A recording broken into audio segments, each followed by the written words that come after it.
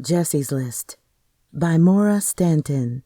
Narrated by Joyce Licorice. June 1986.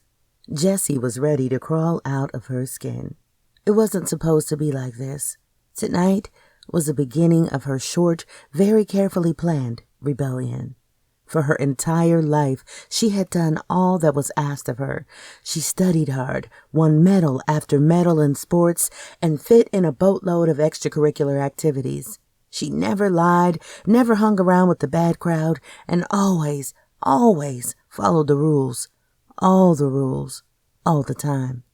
And graduating from high school with honors, with 2 years of college credits under her belt, was definitely something to be proud of. For God's sake, she deserved to go a little nuts. Just a little. It's not like she wanted to ruin her life. She wanted to become a doctor. But just once, just this once, she longed to toss the rules aside, rip up the map, and drive blind, to feel free and alive. Okay, not just once. She wanted 3 months of it. 3 glorious, sun-drenched months with no responsibilities. She wasn't sure what she was looking for, but she'd know it when she saw it. She had a bucket list, a short one, but still. She was going to do the whole list this summer.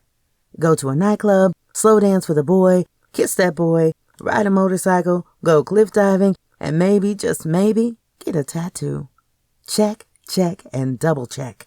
Oh, and have a drink. A real drink. Not the fancy wine her parents were always asking her to taste. She wanted to feel the burn in her throat that Hemingway talked about. She was going to get dirty and crazy. She had just realized her life up to this point had been spent in a cocoon. A rich, privileged cocoon, but still a cocoon. She really hadn't ever thought about it until 2 things happened. First, she graduated from high school, which in itself was mind-blowing. No more Brighton High, no more cheerleading practices, no more anything that she had been doing for the last 4 years. Gone. Her entire future lay before her like a blank slate. So she began to think of a bucket list. Initially, it was filled with goals, standards of excellence, being the best, blah, blah, blah. Until the movie. The movie that blew her mind. It had ripped reality out from under her. The Breakfast Club. Sounded innocent enough, but as she sat and watched it, her mind shifted its perspective. Suddenly, all she thought she knew was turned on its head. It was unbelievably, really, how similar the high school stereotypes in that movie matched the ones in her school. When the jock, the gothic, tortured girl, the science geek, the rebel, and the perfect princess type had appeared on screen, she had no trouble matching them to people in her school. Yeah, and she was so close to the perfect princess she wanted to crawl under the theater seat. But the thing that changed her, really changed her, was how much she liked all of the other types. Really liked them. As in wishing she had friends like them. She spent a long time thinking about that and analyzing why the only people she knew fell into 2 categories, jocks and perfect princesses. Bam! It had hit her. She had never questioned a single thing in her life. That was going to change, starting tonight. But then her father stuck his head in her room and seeing her in jeans and t-shirt, frowned. Jessie, don't you think you should be getting ready for the auction tonight? He was dressed in what her mother described as his power suit, and he looked every bit the senator he was. Auction? Oh, crap. Oh no. She had to stifle the whine in her voice as she saw her first night of freedom go up in a puff of smoke. Do I have to go? She knew as the words left her lips how her father would react, and sure enough, the gentle, reproving look came on his face. A look that was far more effective than any anger. Well, Jessie, I think you have to ask yourself if what you planned on doing tonight is more important than helping feed the poor.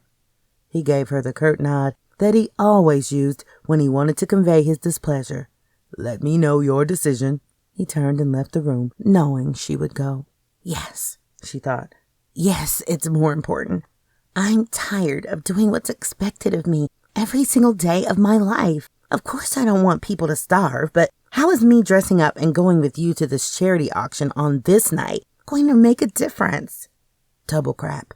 She couldn't get out of it. She'd have to call Cheryl and Eileen and let them know that she was a no-go.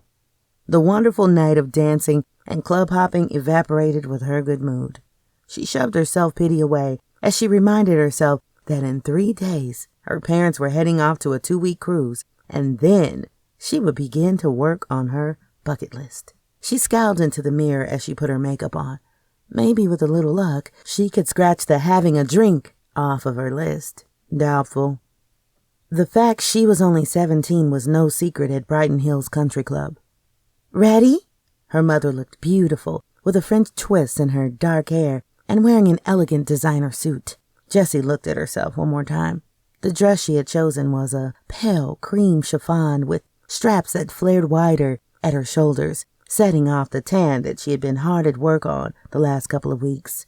It hit barely an inch above her knees, had a skirt that floated when she moved. She wore her dark hair down with simple jewelry, a string of pearls with little pearl earrings.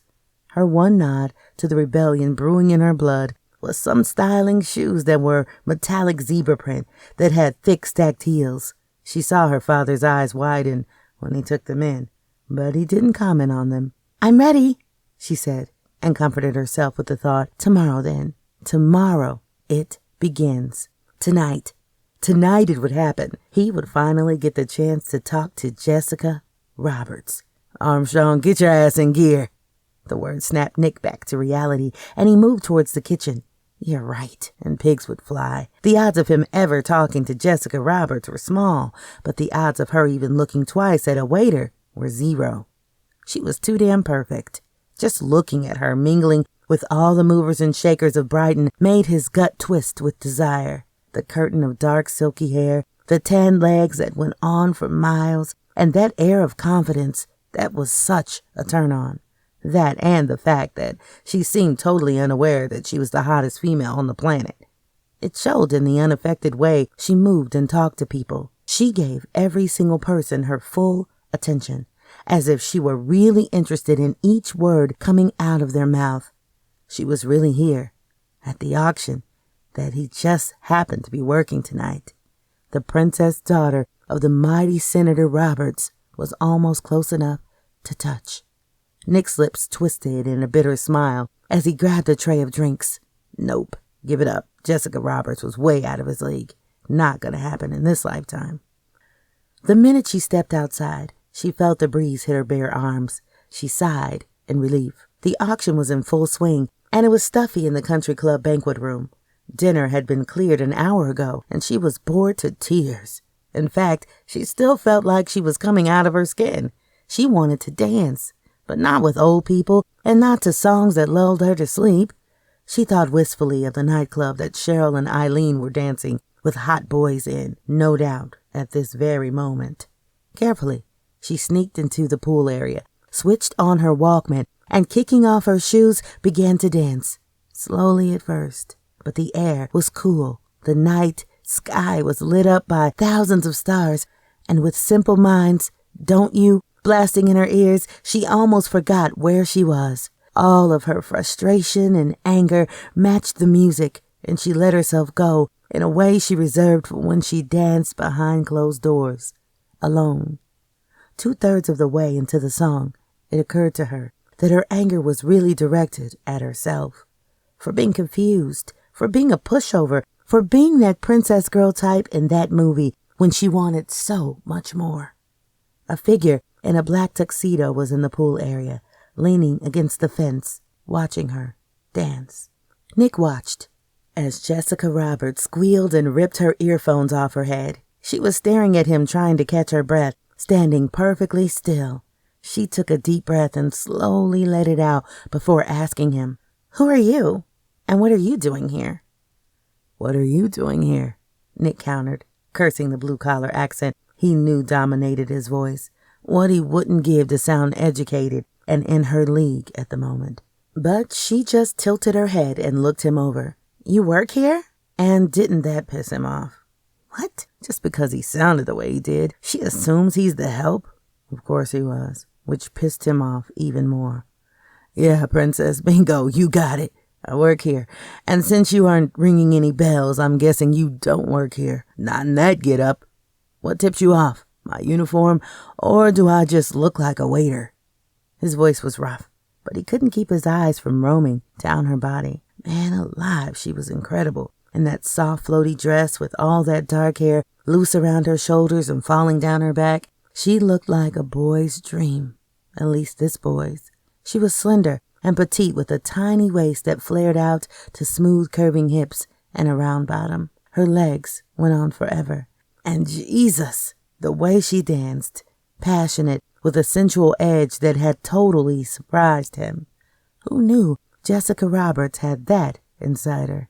His eyes met hers and time froze. Everything faded away but her eyes, green, with midnight black lashes fringing them. The color reminded him of the impossibly perfect green of a blade of grass.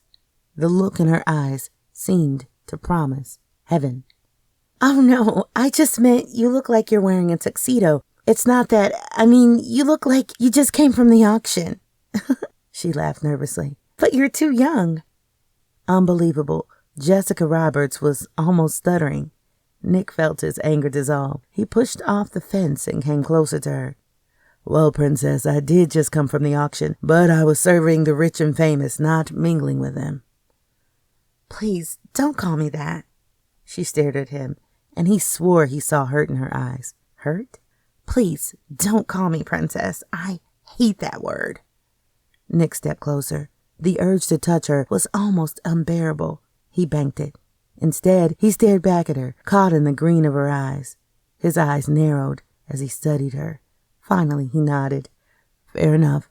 I won't call you Princess if you don't call me waiter. I'm Nick Armstrong. We went to the same school." "Oh, really? I'm Jessie." He saw the puzzled look on her face as she tried to place him. An awkward silence stretched for a minute. He then shrugged before saying, "I came to school late senior year, so I didn't get a chance to meet many people." She smiled. It lit her face up in a way that was devastating to him. Somehow inside he knew that this girl and this smile would be etched in him forever. He had been watching her and waiting for her to see him for so long. Was it too much to ask to be with her? Just be with her. To see the smile turned on him some more, just for a little while. He wanted to forget that they came from different sides of the tracks. He wanted to forget that he was poor and rough in manners for just these moments. He wanted to be rich and equal to this girl who had everything in life. This girl that could make him hold his breath with just her smile. So he asked her carelessly, as if her answer meant nothing to him. "So, want to go on a quick bike ride?" "Motorcycle," he clarified. He cursed himself the minute the words left his mouth. Way to go, Nick. Talk about blue collar. To his surprise, her eyes widened with excitement. "Really? A motorcycle?" She whispered the words and darted a look in the direction of the banquet room. He spoke quickly. "There's another 45 minutes to go on the auction. We can be back in 20 minutes tops. That's if you want to." "Oh, I want to.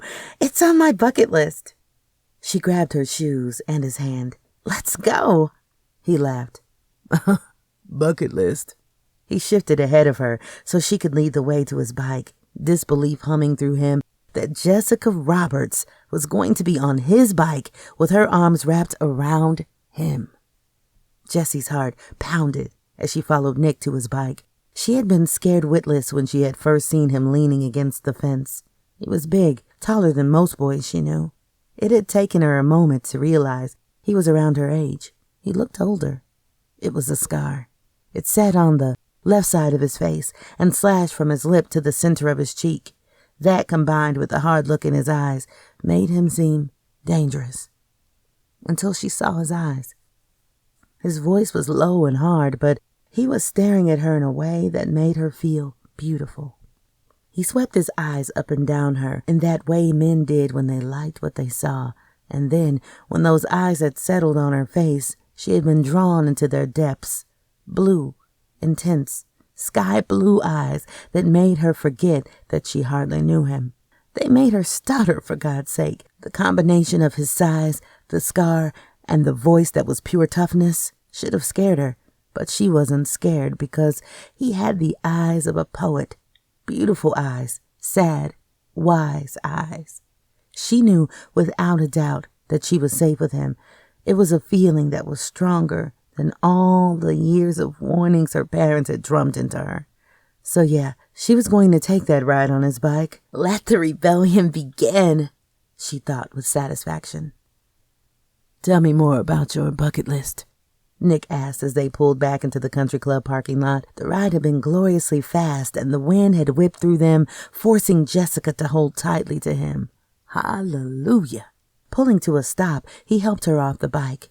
Her cheeks were flushed, and her hair a mess. With the music from the band drifting out into the night air, he felt like he had been transported into his own personal fantasy. His hand stayed just a little too long on her hips, and he knew that his eyes were revealing too much. She looked at him from under her lashes and smiled shyly. Smiled at him. You promise not to laugh? Won't laugh. Not unless it's a list that involves mud wrestling and standing on a chair while shooting shots of tequila, because I gotta tell you, sweetheart, I can't imagine you dirty or drunk. Her sweet, clean smell was surrounding him, and it was all he could do to release her and step back. Oh, but drinking is on the list. Her eyes held a wicked gleam. Just one drink of whiskey or absinthe. I want to feel the burn. The burn. She wanted to feel the burn. His head almost exploded. He laughed in disbelief. No way. Yes way. Her chin came up in a stubborn gesture. I will do everything on my list. Tell me what else is on it. He watched as she hesitated, and he could almost see her editing it as her eyes flicked to his mouth. Interesting. Well, I can check riding a motorcycle off, so I still need to go cliff diving, go to a club, and get a tattoo. Short list. They were walking back to the pool area. Are you sure you haven't left something off, like skinny dipping? He was teasing her, but suddenly the image of her naked and dripping with water made his heart almost stop. He quickly added, or dancing on that table with tequila before you get a tattoo. She laughed, as he hoped she would. Again, she looked at him from under her lashes, and again he was treated to a shy smile. She was such a mix of innocence and sensuality, it made it difficult for him to keep his desire tethered. He wanted to run his hands over every inch of her, starting with her dark silky hair. He could almost feel its texture in his hands. Instead, he took a step back and waited. He wasn't disappointed. Yeah, I left something off. Dancing with a boy. She was looking at the floor, and he watched as a blush crept up on her cheeks. You would never dance with a boy? His voice was incredulous. Oh, come on. You've had to have them crawling all over you. No, not at all. Her words came in a rush. See, I wasn't allowed to date until I was 16, and that was a year and a half ago. Then I've been so busy with my classes. My parents wanted me really focused on my studies. I applied to Harvard and... She looked down, now blushing furiously. He could see her taking a deep breath before she continued. I did date, but the only dance I went to, my prom, I was, voted prom queen. And danced the slow dance with the prom king, who wasn't my date, so that doesn't technically count. And I mean a slow dance because fast dancing could be with anyone, right? She said the words in a rush, and finally raised her eyes from her thorough study of the pavement they were standing on. She looked into his eyes, and he could tell she was miserably embarrassed. I'm not trying to get you to dance with me, I'm just explaining. But she was. He was almost certain. A slow dance. Jessica Roberts and him. Maybe he was going to get that brief moment in time he had asked for. A moment where they came from and who they were was meaningless, because the look in her eyes had nothing to do with seeing a boy from the wrong side of the tracks, and everything to do with wanting him to pull her into his arms. Her eyes were signaling something beneath the embarrassment, and it was hope and heat. He knew in his head it was all about the bucket list, but he put that out of his mind as he stepped forward and grabbed the moment, the one he had never even had the courage to dream of.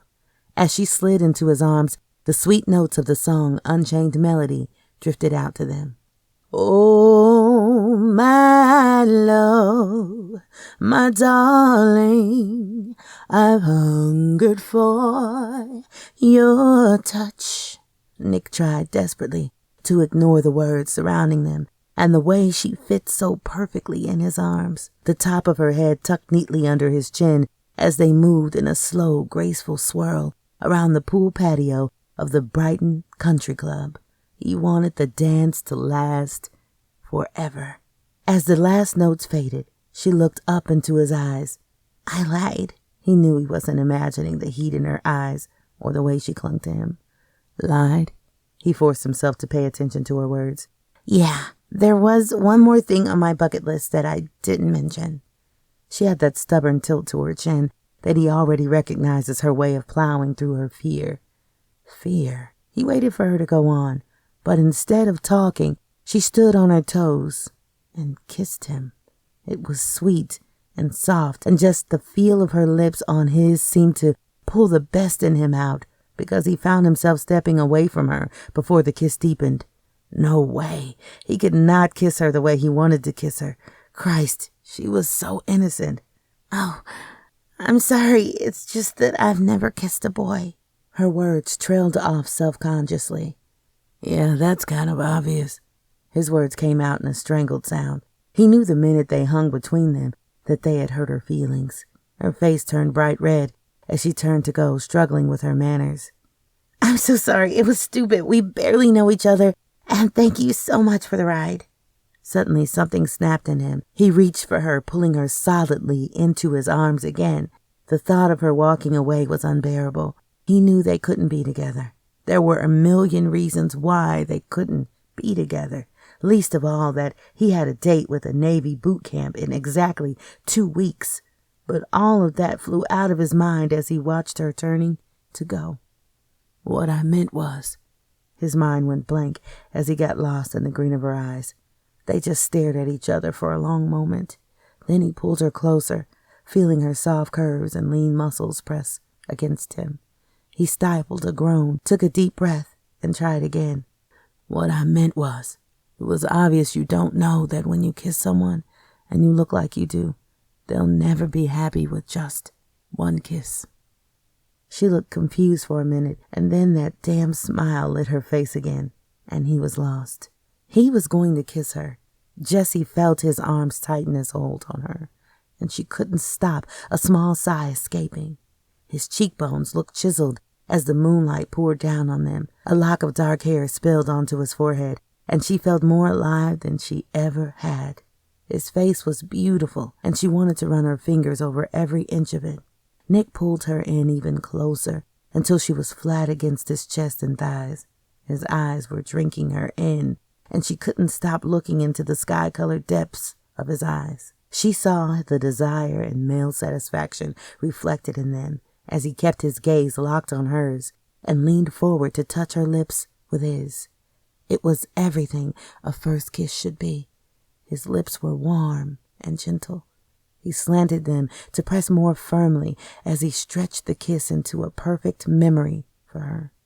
As he lifted his head and started to step away from her, she felt a stabbing loss. She felt her chest tighten, and a little voice said, Don't let him go. There's more. There's more. So she grabbed him before he released her all the way, and she kissed him. Suddenly she knew what the more was, because he was kissing her. God, was he kissing her? Hungrily, tightening his hold on her and crushing her lips with his. He was devouring her. His tongue swept her mouth possessively, claiming her as his. This kiss was as different from the first as night from day. Her heart almost stopped beating, but then kicked into a gallop, pounding next to his, and it felt so impossibly right. Abruptly, he pulled away. They were both panting, and he squeezed her hand as a signal, so she took a deep breath and slowly turned. Her mother stood there with a stunned expression on her face. Jessie would have laughed, but there was nothing funny about being caught kissing a strange boy, especially not in her world. Jessica, your father and I have been looking for you. Her words were stiff as she pointedly ignored Nick. Jessica felt that same stab of a loss as Nick released her hand. She heard him whisper, "You know where I work." The words were a hiss, and she could tell he wanted to say more by the muscle clenching at his jaw, but instead he turned on his heel and left. Despite her mother's shocked stare, Jessie found she couldn't resist watching him as he strolled to his bike, cranked it up, and roared out of the parking lot. He moved like a panther in the night. He looked dark and dangerous, and she knew she would see fear in her mother's eyes when she turned around. She also knew she was going to hear about it from both her mother and her father. But she had no regrets, no fear. In fact, she was determined to put a repeat performance in with Nick Armstrong on her bucket list. Present day, 1999. 2 weeks. Jessie stared at the building from her car. They had exactly 2 weeks to turn this building into a working clinic. And not just any clinic. It was a pilot program that had to succeed. It had to. When Brian called her and asked her if she was still happy working for Doctors for the World, he caught her at the right time. She was ready to come home. She had been away from Brighton for 4 long years. The pain of her divorce had faded enough that she no longer fell apart at the thought of seeing Wayne. Then, the news last month that her mother had a stroke had just underscored the need to come home. Home. She sighed. Well, at least she would be working in a place that could make a difference. Not that she wasn't making a difference with Doctors for the World. She had loved the work, but she had worried that transitioning into regular medicine would leave her bored and dissatisfied. Not a chance of that with Brian's pet project. When he told her it was a clinic that served the poor section of the city for free, absolutely, totally free, well, she was in. She remembered how he would go on and on in medical school about how the wealthy would give back, that they wanted to give back if they had a chance. Now he was funding his clinic on donations and fundraisers alone. The building looked pretty good, actually. She got out of the car, warily looking around. This was not a neighborhood that you let your guard down in, and she gripped her pepper spray in one hand. There were only a few cars in the parking lot, which was odd, considering Brian had scheduled a staff meeting tonight. Jessie yawned as jet lag hit her. She had come straight from the airport, hoping to catch that meeting and get a good look at the clinic. Frowning, she looked at her watch and quickly moved to the front entrance, a jolt of excitement hitting her system at the thought of seeing Brian's dream. Security checked her in without saying a word, just a nod at her signature. When she asked where Brian's office was, she got a blank stare, so she shrugged and started walking. The clinic was wonderful. She almost twirled in excitement. "Oh, Brian," she thought, "you've done it. You've made your dream come true." She had been hired because of her friend, and brilliant doctor that he was, believed that she could help him help others. Jessie only hoped that she could live up to his belief in her. Jessie continued to explore the clinic, marveling at how clean and new everything was.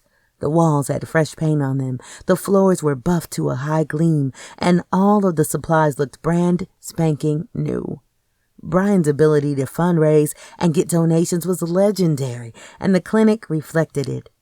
Gradually, Jessie felt exhaustion setting in, and her footsteps slowed.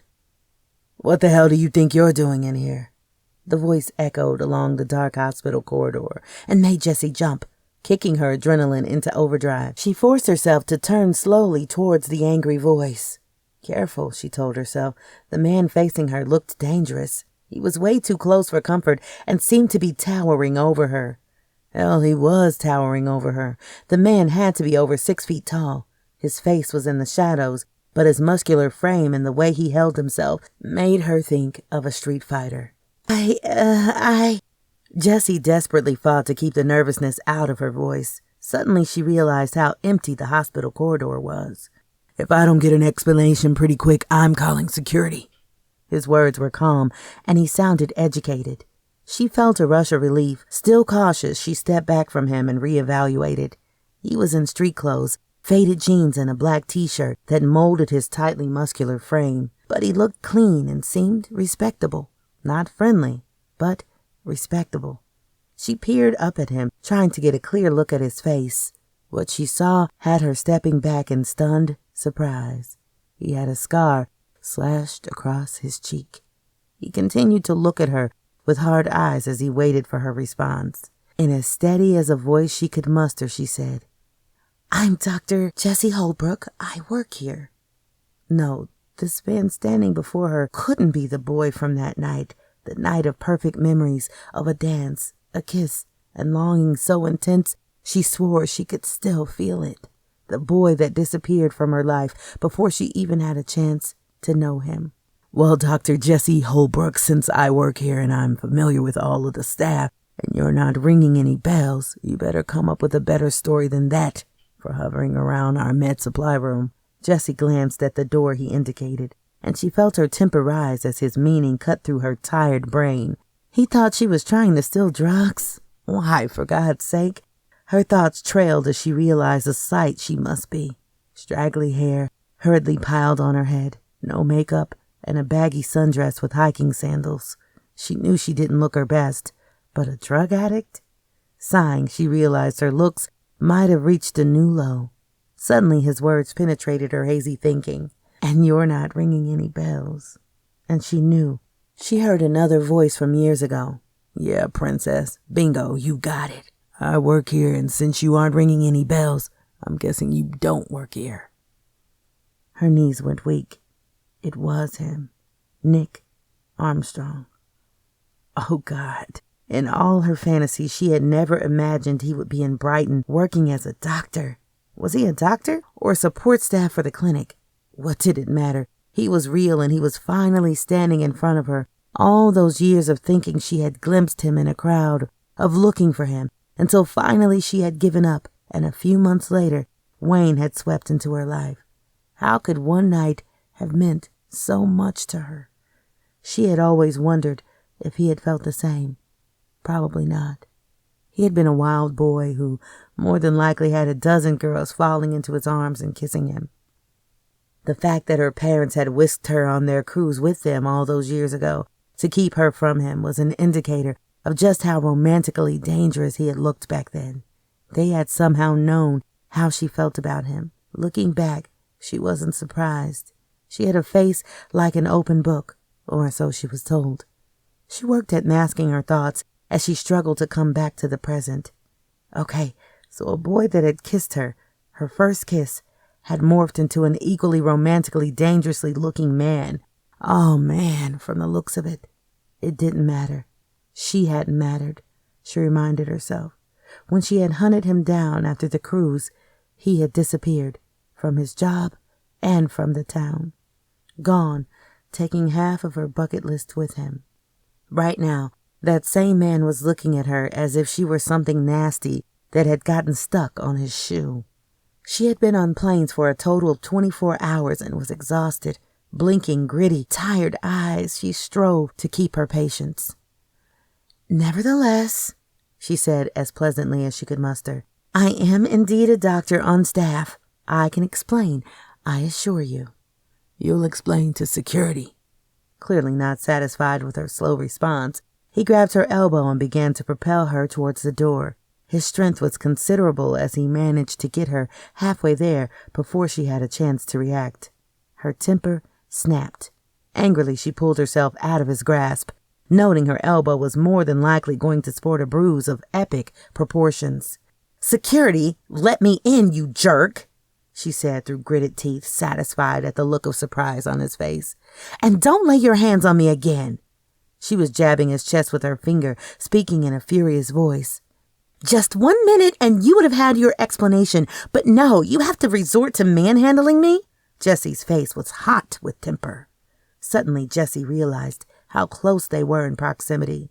In fact, she practically had him backed up against the door. A physical awareness snaked up her spine. She could see his scars standing out in stark relief against his skin. It trailed to an end near his lips. Strong, firm lips. Inanely, she thought to herself, that scar should take away from his looks. Somehow, it makes him look almost savage, but in a good way. She found herself searching for her breath and realized she had been holding it. She let it out quietly. They were standing so close, she could feel the heat of his body. He was looking at her with an odd look in his blue eyes, as if he sensed where her thoughts had gone. For a moment, their eyes locked and neither moved, and then she watched fascinated as his eyes seemed to widen in shock, but it was gone in an instant, replaced by an unreadable expression. Had he finally recognized her? Carefully, he placed his hand firmly over hers on his chest, effectively linking her to his body. Manhandling? Hardly. Believe me, if I wanted to manhandle you, you wouldn't escape so easily. The statement was delivered softly, but with a hint of steel beneath his tone. Raking his eyes up and down her rumpled clothes, he said, "Now we've established your outrage, Dr. Holbrook. Care to explain what you're doing at a clinic that isn't even open to the public yet? And on a Sunday night?" Her name was delivered in an infuriating tone that was designed to mock her. His eyes roved lazily up and down her body, and she felt a surge of heat between her legs. Mortified at her reaction, she glared up at him. He wouldn't release her hand, and she was tethered to his chest. The air became thick with awareness sparking between them. For a brief flash, she looked down and saw his arousal. Stunned, she realized they were almost pressed together, heat to heat. Her eyes scrambled down his carved thighs, then back up to his smiling lips. Finally, she just stared into his eyes, feeling a languid heat cascading over her.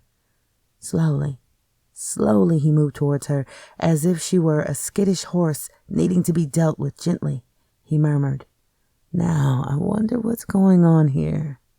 She grew still, trying to process the meaning of his words.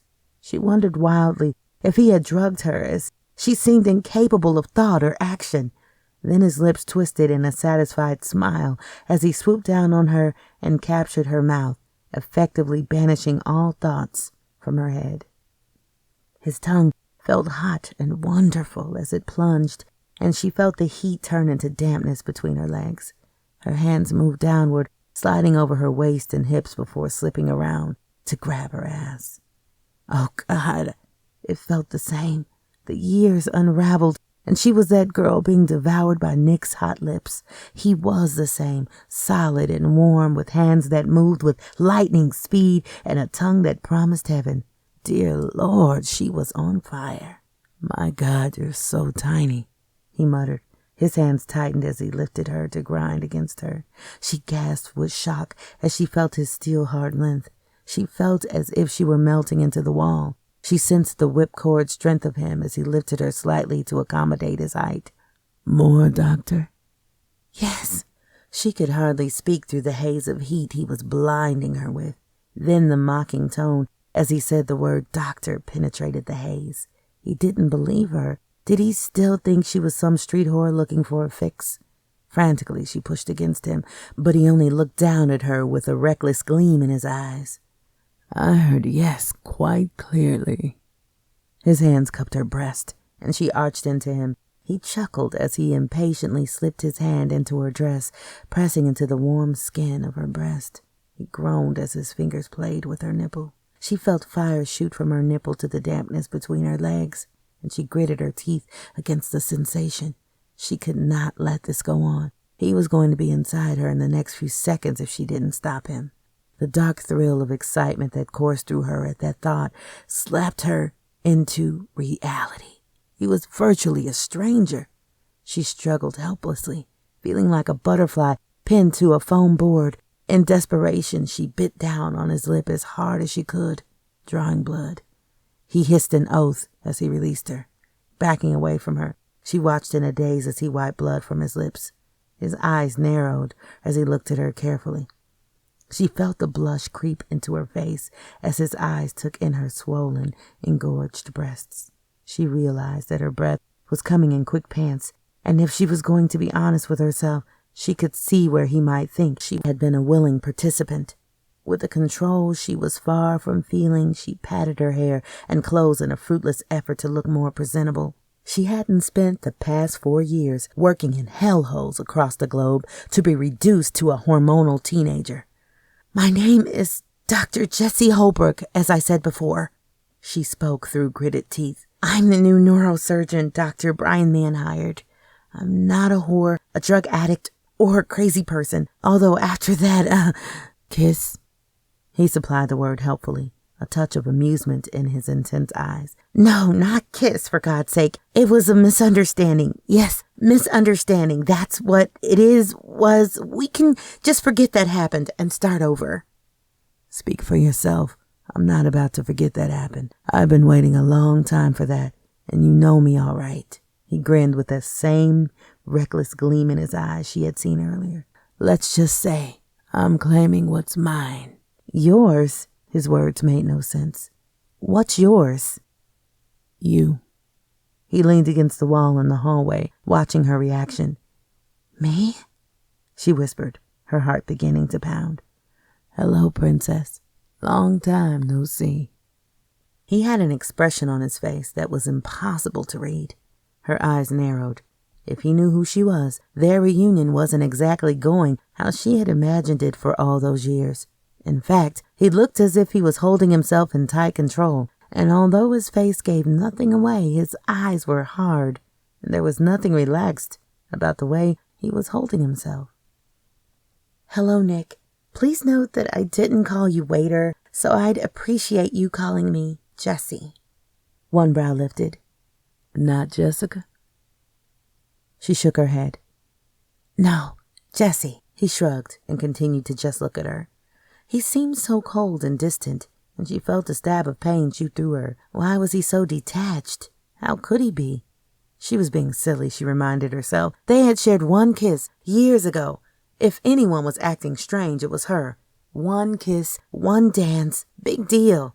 Apparently, he thought that one kiss as a teenager entitled him to kiss her any time he wanted to now. And if she didn't get a grip, he was going to keep thinking that.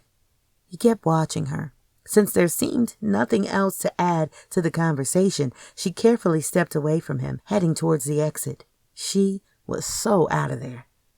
Listen, so sorry about the confusion. Brian emailed me that there was a staff meeting tonight before we started work tomorrow on getting ready for opening the clinic. I suppose I should have figured out that the meeting had been canceled by the empty parking lot. Her voice was polite as she struggled to put a professional tone into her voice. Rescheduled tomorrow at 7 a.m.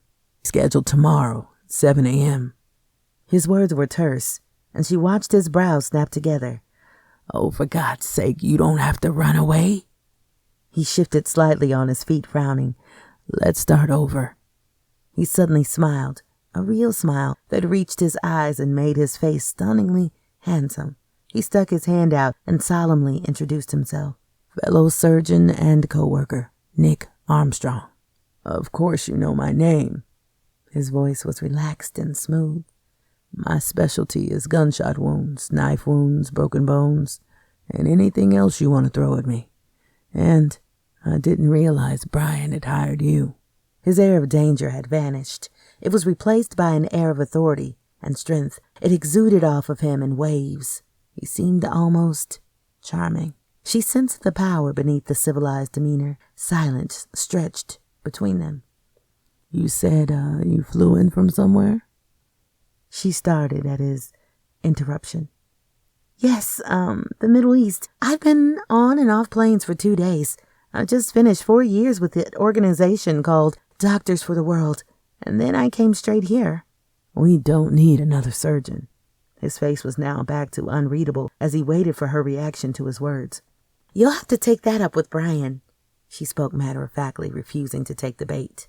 Suddenly, he seemed to lose interest in the conversation and switch topics. Well, I hope you aren't too disappointed with your choice of positions. This is basically a street clinic.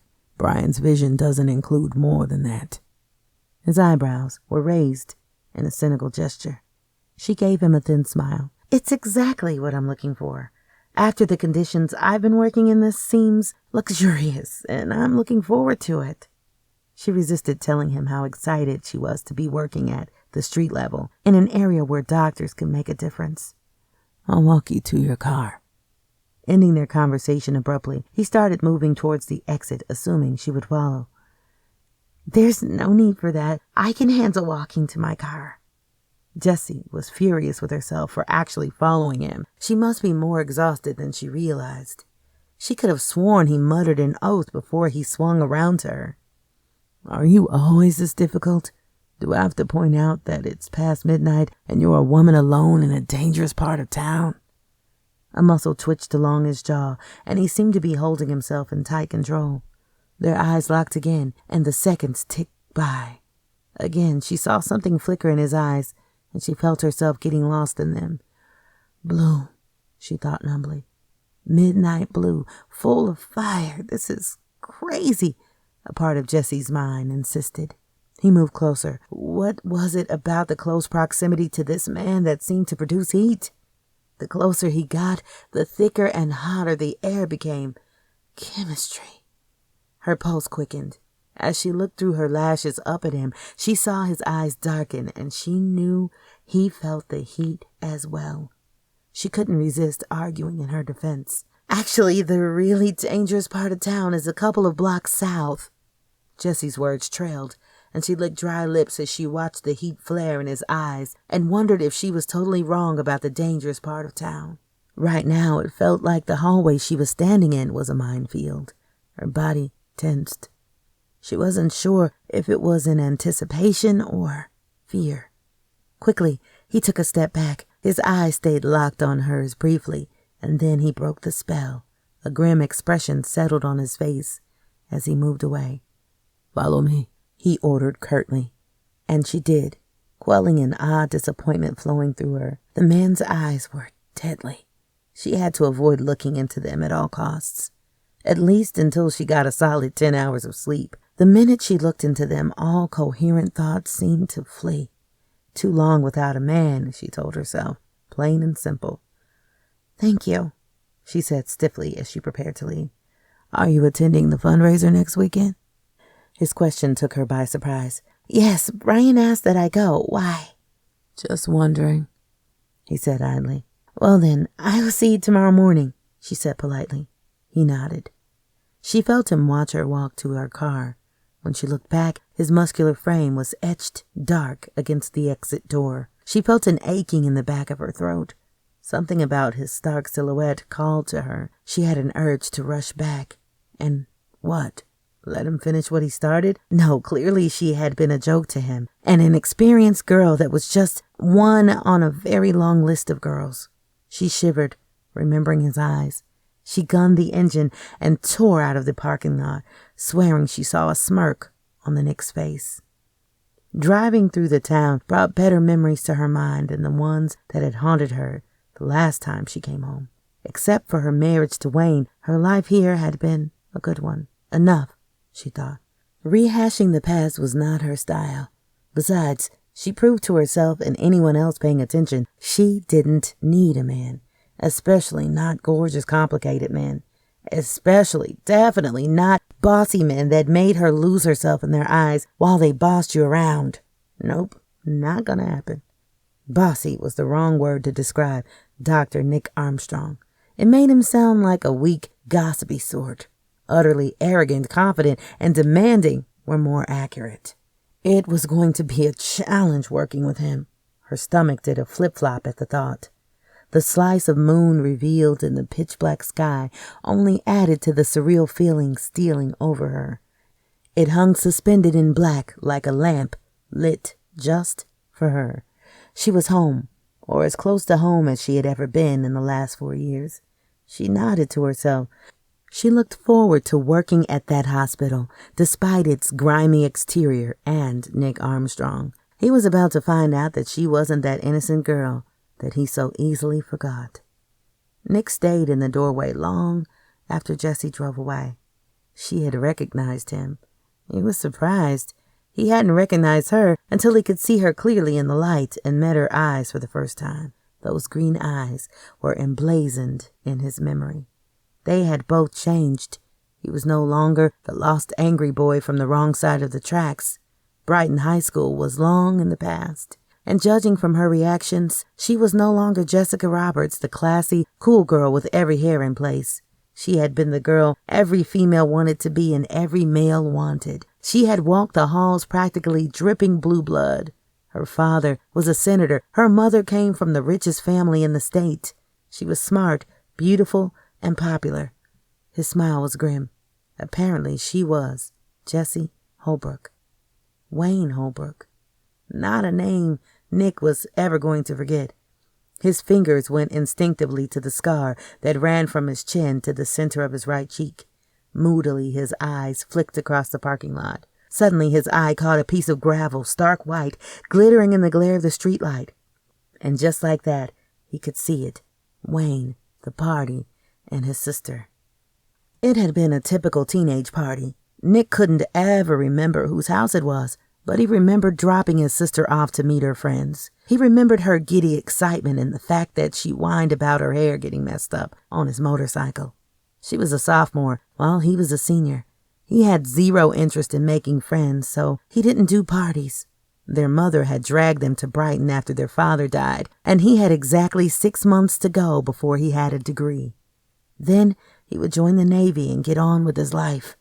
He saw no point in socializing, so he dropped his sister off and roared off to the gym, promising to pick her up in a few hours. True to his word, he came back. Even though it was late, past midnight, the party was in full swing. So he had parked the bike and sauntered over to where his sister should have been, and leaning against a tree, he waited. The house was huge with a wraparound porch. People were milling around it, spilling out of the house and onto the lawn. Some of them stole glances at him, but he ignored them. The stench of beer kegs wafted through the air. He suspected the only reason the cops hadn't been called was because it was set off on an acre of its own land. No real neighbors to disturb. After waiting for about 15 minutes, he began to get restless. He pushed off the tree and went inside, patrolling the house, looking for Claire. Nothing. Finally, standing in front of the house, he drew a grid in his mind. He started on the left side of the house and worked his way all the way to the right side, going through bushes and landscaping. Where the hell was she? At the far right of the house was a small driveway and parking lot with a boathouse and tennis courts. He was starting towards the boathouse when he heard it. It was a small sound, muffled and tight. He stood very still. He heard it again. Shh! Quiet! You're so pretty, don't worry, this'll be quick. These words were muttered and slurred, and Nick almost walked away thinking it was just another drunk couple necking, until he heard his sister's voice. No, I don't want you to touch me. Leave me alone. Her voice had a hysterical note to it, and suddenly Nick felt a hot flash of rage. Some scumbag was trying to hurt his sister. Hot turned to cold, and he coldly calculated where they were as he circled closer to the sound.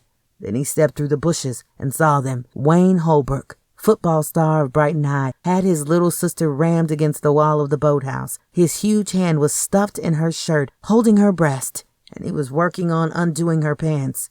His big shoulder was pressed against her small frame, pinning her. His mouth was glued on hers in an attempt to both persuade her and silence her while he worked on getting her clothes off of her.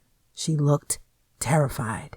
Nick was deadly silent as he launched himself on Wayne's back, pulling him off of Claire. They landed on the hard gravel of the driveway of the boathouse, and the two boys rolled as each grappled to get on top. Grunting filled the air, punctured with gasps and curses. Wayne was bigger, but Nick was a street fighter. He ground Wayne's head into the gravel and pummeled his midsection with punishing kidney punches. Nick felt Wayne go limp, didn't fall forward as he waited a beat for Wayne to go on the offensive again. 2 seconds and Wayne exploded, but Nick was ready for him, or would have been if he hadn't felt a slice of fire gouge his face. The pain was indescribable, and Nick jumped back, landing on his feet in a smooth motion. His eyes took in the wicked-looking knife in Wayne's hand, and he felt the blood pouring from his face. He knew the cut had gone deep. He also knew that a simple fight had just gotten really dirty. That was fine. Nick could do dirty. They circled each other, looking for an opening. Nick danced on the balls of his feet as Wayne lunged time and time again at Nick with the knife. Claire was screaming and threatening to go and get help. Nick's eyes flicked to her, and he did a cutting motion at her with his hands, and she shut up, stifling her sobs. Nick had to admit that he felt alive for the first time since they had moved to this small town. Even the fiery pain in his cheek was secondary to the anticipation of bloodying Wayne's face.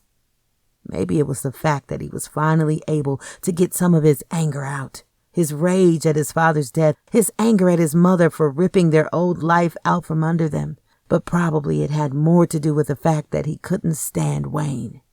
The air was quiet now, except for the heaving breathing and Wayne's grunts as he lunged. Nick's focus tunneled down to just one thing, his opponent. "Come on, you chicken-ass loser, I'm gonna make you regret." Wayne's voice ended on a scream of pain as Nick slid under his guard and kicked his knee out viciously. With satisfaction, Nick heard a crack and he knew Wayne wouldn't be using that knee any time soon, which was going to be a real bitch when he tried to play football. Nick stood there a moment, tempting to do more damage, but instead he just motioned for Claire and they left. They left Wayne moaning in the gravel with the knife next to him. Nobody even glanced at them as they got on his bike and left. Nick glared at the gravel of the clinic parking lot as if it were responsible for the memory of that fight. Restlessly, he headed back into the clinic. He had been left with a vivid scar, but Wayne had lost his dream of playing football after high school. Nick had expected Wayne to try and make his life hell the rest of the senior year, but surprisingly, it hadn't happened. Nick shrugged. What had happened was that every time Nick turned around at Brighton High, he had seen Jessica Roberts.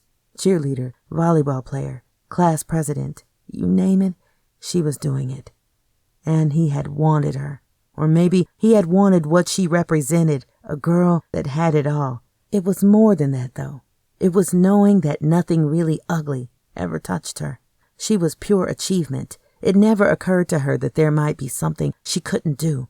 Her parents showed up at every event and cheered her. Her clothes were the best money could buy, and it was clear that she had 100 million lessons for anything she was interested in. The girl could dance, tumble, play volleyball, swim, and her grades were top-notch. She was perfect, and she never looked at him twice. She hadn't even known he existed. He was invisible to a girl like her, but it didn't seem to matter. He still wanted her. Knowing he joined a long list of males at Brighton High hadn't made it any easier. Until that night. Angrily, he shook his head. That night had rocked his world. He had waited for her to come back, so sure she felt the same way, but she never came, and he would be damned if he was going to hunt her down. What had he been thinking? A waiter and Jessica Roberts? Yeah, right. He could still see the horror on her mother's face when she had stumbled on them. He had felt every bit as rough and blue-collar as he knew he looked. But still, he had hoped and waited for nothing. When he left to join the Navy, every single woman he was with was measured against Jessica Roberts and fell short. Gradually, her memory had faded until when he thought of her, if at all, it was more a memory of undefined lust, a memory of longing and unrequited passion rather than a face or body. Well, that was over. He stopped to lean against the wall, trying to make sense of his emotions. Nick growled as he rubbed his face tiredly. Yeah, the days of faded memories were gone. He hadn't recognized her at first, true, but then he did. It was when they locked eyes. Those eyes had stayed with him for years. One minute he was seeing a drug addict, and the next he was a teenager again. The woman he had mistaken for a street user was transformed in a flash. She had backed him into the wall, giving him an earful, her skin glowing in the light, her mink brown hair piled into an unruly mess on the top of her head, her green eyes hot with temper. She looked magnificent. She looked like that girl in high school, only more human, more alive, and definitely not shy. He had wanted to touch her, every fine-boned inch of her. So he touched her, and then he found he couldn't stop. In school, she had been untouchable to a boy like him. He combed his fingers through his hair with a savage gesture and prowled the hallway like a caged animal. "What is someone like Jessica Roberts doing working at this clinic?" He spoke out loud. "And why," he murmured, "does she still have the power to get to me?" She had responded to him. He remembered with satisfaction. He knew he should care that she was married, but all he could think of was burying himself in her tight heat. Even when he stood 5 feet away from her, he had been as hard as stone. It hurt. He drew a ragged breath. Well, he would just have to get over it. The strong surge of possessiveness had taken him by surprise, making him stake his claim without thinking or caring beyond having her. But he wasn't a mindless animal. He wasn't that kid anymore that lived his life fueled by emotion. I'm claiming what's mine. No wonder she had looked at him as if he were crazy. He had always been obsessed with her, and the shock of seeing her again must have addled his brain. However, she was a woman, nothing more and nothing less. Working with her would probably be a good thing. He could see up close that she wasn't anything special. He could finally see that the girl who had hijacked every dream he ever had in that last year of high school was just a typical female. Besides, he wouldn't have to suffer long. He doubted if Jessie Holbrook could handle what this clinic in this neighborhood was about to throw at her. He didn't care how many third world countries she had been in. She'd be gone within a month. It was early, and Jessie was gulping coffee as quick as she could while she drove to work. Traffic was light, and she was excited. Not even the thought of Nick Armstrong could spoil this day. Her mother thought she was crazy, looking around at the graffiti sprayed on buildings and the tough, lonely look of the projects in the distance. Jessie knew most people would agree with her mother. This was not a neighborhood for girls like her. Which is exactly the point, she told herself, grinning to herself. Until people got directly involved, real change would never happen. Jessie's heart raced a little as she pulled into the clinic parking lot. Dr. Nick Armstrong was right in one respect, she mused. This would hardly be a typical clinic. It was situated 2 blocks west of one of the roughest areas of town and was set up for strictly emergency care. As soon as it was feasible, patients were transported elsewhere. It treated, on an as-needed basis, the lower socioeconomic percent of Brighton's population. While Brighton City Hospital, because of its location in the center of the city, dealt with a huge majority of the uninsured cases in the city, there was still a need for more emergency care, a need Brian had made into his own personal crusade. He had lived in this neighborhood before his mother had managed to move them to a better neighborhood, so he was very familiar with the area. The welcome smell of rubbing alcohol stung her nose as she entered the front of the building. She signed in through security, asking for directions to the staff conference room. It was a different security guard this time, a trim, military-looking man who was cheerful and helpful. She found herself looking forward to the day. She glanced at the door of the conference room to make sure she was at the right place and stopped cold as voices drifted out. She's a highly competent surgeon, Nick. I'm not clear on what your concern is. She's committed to 2 years and has agreed to a pay that is about half of what she could demand. Were they discussing her? Her eyes narrowed at Nick's next comment. That's because she's a little rich girl playing doctor. We need people who are deeply committed to helping people, not someone trying to ease their bleeding heart politics. Her father's Thomas Roberts, the ex-senator. He owns Roberts and Townsend Law. You know, the firm dubbed Lawyers for the Rich. The last comment was said in a scathing tone. Jessie felt her face go red. Enough truth was in his remarks to hurt. She couldn't deny her father was a fierce businessman, definitely in it for the money. His clients were the well-heeled crowd, and his lawyers rarely, if ever, did pro bono work. But to judge her by her father was blatantly unfair. That's harsh, Nick. Brian's tone was mild. And I don't care if her father was the president of the United States. With her resume and work experience, she's my choice for the job. I went to school with her and did my residency with her, and believe me, she's the real deal. You wouldn't want me judging you on anything but your qualifications. I owe her the same. Now, deal with it. The rustling of paper and silence told Jessie the subject was closed. Jessie was torn between fury and icy control. She struggled for the control, even though her blood was boiling. Nick Armstrong's opinion of her was clear. It might help move the meeting along if you were actually in the room. The whisper in her ear, delivered with a slight British accent, made her jump. She found herself looking into eyes twinkling in amusement. A small woman with spiked blonde hair stood beside her. "Tally-ho!" she called into the room. "Staff is arriving." Her grin and infectious energy helped ease Jessie's embarrassment as they entered the room together. Jessie made a point of not looking in Nick's direction. Instead, she smiled at the small woman who introduced herself as Dr. Emma Murphy. Brian smiled at her warmly from across the table. "Welcome, Jessie." His handshake was firm. "The rest of the staff will arrive in the next 5 to 10 minutes. We keep these things casual. It'll just be the doctors today. You've met Dr. Armstrong, I understand?" She nodded coolly in Nick's direction, avoiding his eyes. "I had the pleasure of running into him already," she said in a frigid tone.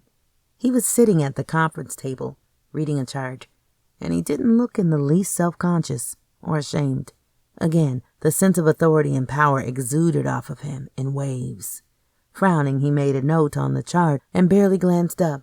Jessie felt her cheeks grow hot as his rudeness, but was saved by any further embarrassment by a booming voice interrupting the introductions. "Brian, by God, if we don't get another CT scanner, we're going to be in real trouble. I can't work under these conditions. It's ridiculous." The big man with the bushy eyebrows paused in his tirade and looked around as if he was mildly confused as to where he was. "Oh, meeting, right. Can we make it quick?" He glanced at his watch, nodded quickly to Nick, Emma, and looked at Jessie curiously, but whirled back around to Brian. "Damn it, Brian, we need it." He looked like he was warming up to go off on a rant when Brian cut in neatly. "Easy, Milo. The order went for it yesterday. It should be in by the end of the week."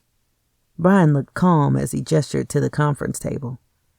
"In the meantime, join us in welcoming a new addition to the staff, Dr. Jesse Holbrook." Milo reached over and shook her hand, settling himself into the chair next to Nick. Jessie noticed how diverse the staff was as they filtered in. Dr. Lee was a small, petite Asian woman, and Dr. Lopez was a tall, rangy-looking man with a face that was too pretty for her taste. She preferred them a little less perfect. They all took turns introducing themselves and settled in for the meeting. Turning to face Jessie, Brian said, "Jessie, as I touched on in the previous discussion, our hospital runs like an emergency room. Patients are assessed, treated, admitted if need be, and if their needs go beyond a few days, rerouted to other hospitals." His lips twisted in a tight smile. "They're already calling us Brighton City Junior because basically we'll serve as a safety net for their overflow. But the reality is this: we will get a lot of wounds and hurt children." He looked grim as he continued. "Our opening is slated for 2 weeks from today, exactly. We have a lot of grunt work to do as well as processes and procedures to nail down. We're currently working as a task force, and everyone has been assigned their tasks. Since you are coming in late, I would like you to partner up with a doctor a day through the week, and then we'll give you tasks as needed." Brian continued without missing a beat. "I would like your feedback on how the surgery center is set up, so start with the surgeons. Emma today, Nick tomorrow. Then hook up with Milo, Victor, and Hannah. They do excellent emergency care. Welcome aboard." He stood up to indicate the meeting was over. "Don't bother to try and hide your relief." He tossed over his shoulder to the others with good humor. "We'll tackle the budget issues next staff meeting." "Whew!" Emma blew out her breath, her bangs dancing on her forehead. "Near missed that one. Get him going on a budget and we'll get hijacked for an hour minimum." "Not much to discuss, I imagine," Milo said. "He has a tight rein on things. What with the trust fund set up by Thorndike and the 4 fundraisers a year, things should be in good shape, as long as he keeps the clinic small and the services limited." Milo shuffled the papers in front of him, reviewing the information they held with a dark expression. "Therein lays the dilemma. As the city grows, we by the natural order of things must also grow." Dr. Lopez stood up and picked an imaginary lint off his coat. "I imagine everyone's geared for the black and white fundraiser this Friday." The question was clearly rhetorical as he exited with a wave before any answers came his way. Emma snorted and said to Jessie under her breath, "He bloody well is. You couldn't keep him away from any of the social functions in this city. He's a wannabe." "He bloody well is. You couldn't keep him away from any of the social functions in this city. He's a wannabe." "Wants to be what?" "Wants to be what?" Jessie said, confused. An impatient voice cut in. "Can we skip the gossip and get to work?" Jessie turned to look at Nick. Nick stood abruptly. He looked irritated, and Jessie was beginning to wonder if he had any other expression. "We're already behind the curve, so I suggest we get to work." He strode out without a backward glance, headed up to the corridor. heading up the corridor with long, powerful strides. "What's gotten into him, I wonder?" Emma said. "He's usually not rude. We tend to be a tight bunch around here. Well, never mind. Probably one of his girlfriends trying to pressure him up again. I'll apologize for him." She smiled cheerfully and led Jessie through the hall towards the area where patients were seen. "One of his girlfriends? He has more than one?" Jessie stifled the flare of disappointment she felt. Typical man, she thought. Memories of Wayne's infidelity washed over her, but she quickly banished them. "That's Nick. He's not one to tie himself down, but they're all clear on the ground rules. Just like fun, no commitment. Every once in a while, one would really push him to commit and he gets cranky. Let's face it, with a body like that, who can blame a woman for wanting to tie him up and keep him all to herself?" Jessie's jaw dropped in surprise. Emma started laughing. "Well, I may be married and twice his age, but I'm not blind. He is one attractive male." "Attractive, maybe," Jessie admitted. "But he has the personality of a—" She searched for the right word. "He has the personality of a Nazi."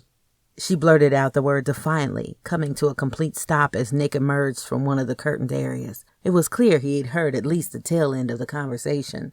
Emma glanced at Jessie's horrified face and Nick's expressionless one, sizing things up immediately. "Well, love, you can be a bit of a Nazi, you know. We mean it in the nicest way possible." Emma grinned and patted Nick's cheek, diffusing the tension in the air. "Okay now, we're done gossiping. What's up for us?" Jessie felt Nick's eyes on her, but she refused to meet his. She would not apologize. Gritting her teeth, she clamped down on all the years of manners drummed into her and waited him out. "We're gearing up for the role-playing with the support staff this afternoon. 20 people will be hitting the waiting room for us to triage and treat. As soon as we release them, they'll roll back in as a fake new patient." Jessie realized even if Nick heard her Nazi comment, he had quickly moved past it, his focus razor sharp as he cataloged the rest of the tasks. "Should be fun," Emma said breezily. "We'll be there." She motioned Jessie to follow her as Nick abruptly turned and strode off. Nick muttered an oath to himself as he walked into the break room for a mid-morning break. Jessie was in the corner struggling with the candy machine. He was intent on keeping as much distance between himself and Jessie as humanly possible. It was impossible. He couldn't take a breath without bumping into her. Every time he saw her, he was reduced to the teenager he used to be, the boy lusting after Jessica Roberts. It was laughable, except he wasn't laughing, not even close. Striding up to the machine, he gave it a savage hit with his fist, effectively releasing her candy. "Thank you." She appeared unruffled. "Don't mention it." He growled and walked away. He was not going to be any nicer to her than manners demanded, if that. He was pretty sure he could deal with his attraction to her in no short order. All he needed was a beautiful woman. This weekend, he thought desperately. This weekend was the Black and White fundraiser. He was taking Noelle, a gorgeous model with silvery blonde hair, a body to die for, and the brain of a gnat. Perfect. Jessie would bring her husband, and that would be that. His life would regain its balance, and he could file his attraction to Dr. Jesse Holbrook in the past where it belonged. He wondered briefly if Wayne Holbrook would recognize him as the boy that had ended his football career. Considering Wayne had ruined his face, he figured they were about even. Still, he had trouble imagining them sitting across from each other in a civilized setting.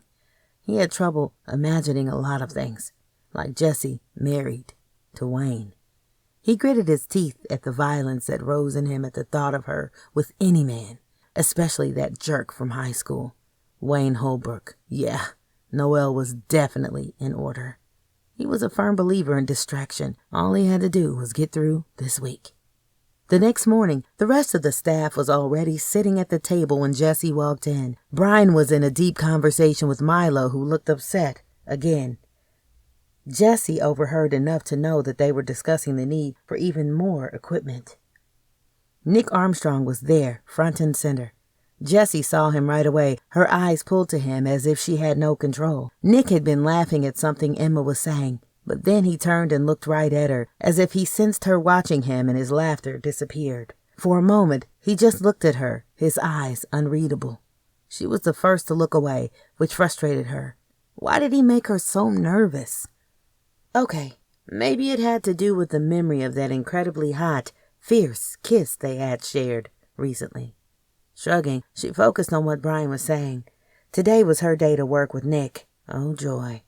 They were doing another trial run, this time focusing on surgery. All patients were going to be treated as if the situations were real, with fake surgery and the whole 9 yards.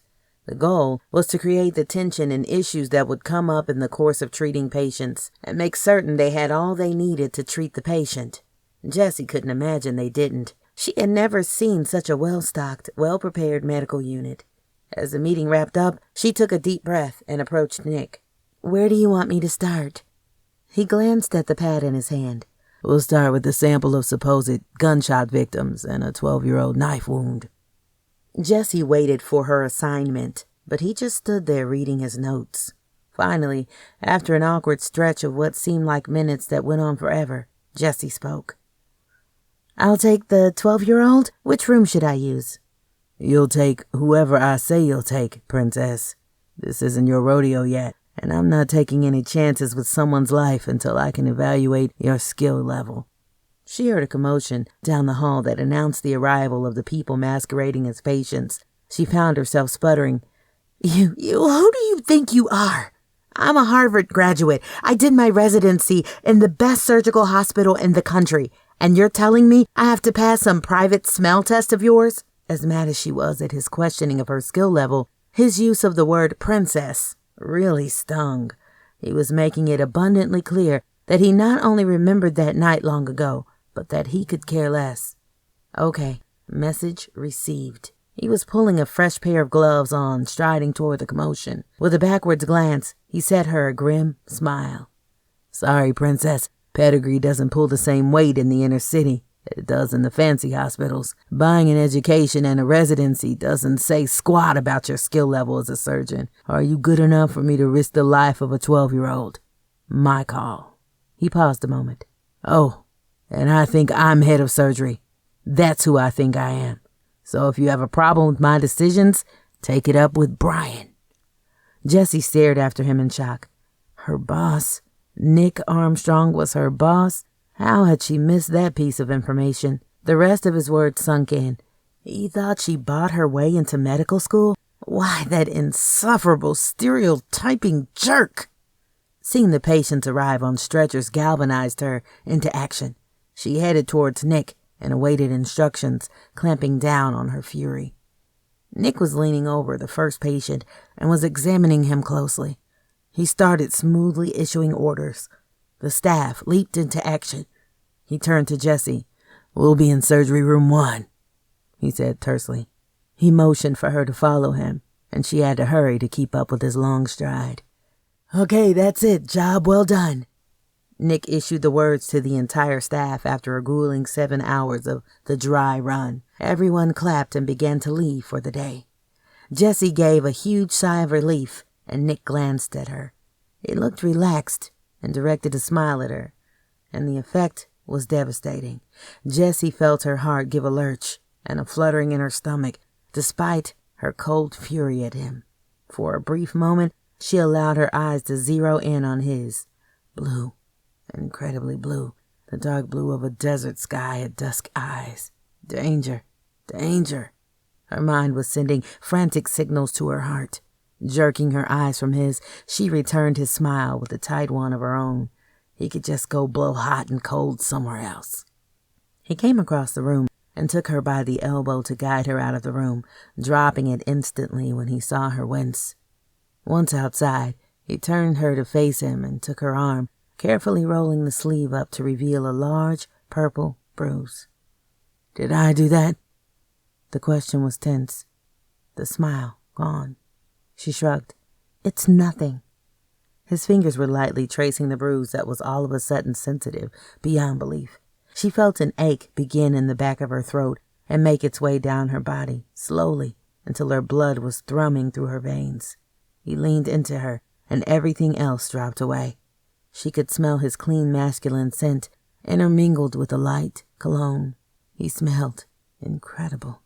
His strong jaw was clenched, and for a brief, insane moment she thought he was going to press a kiss to the bruise. Her pulse hammered wildly.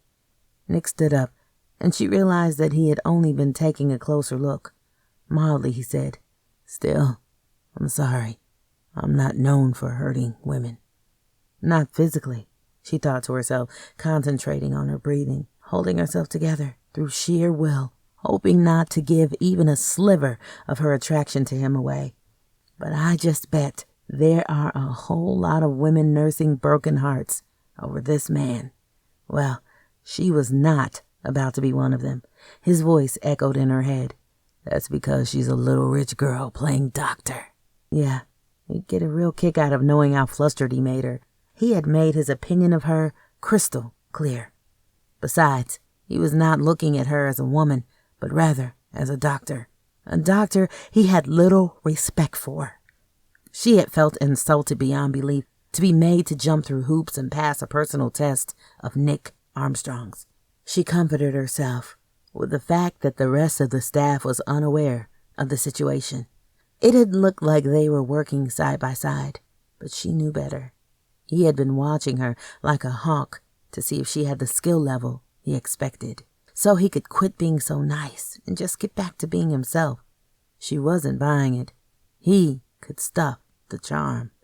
Having gotten herself firmly in check, she squared her shoulders and smiling sweetly replied, "I've dealt with worse, believe me. Now, if you'll excuse me, I'll head out, unless you have a quiz you need me to pass before I'm permitted to leave." She knew she sounded snotty, but she could care less. As she turned to leave, she caught the smile tugging at his lips. Oh, so now she was funny to her boss.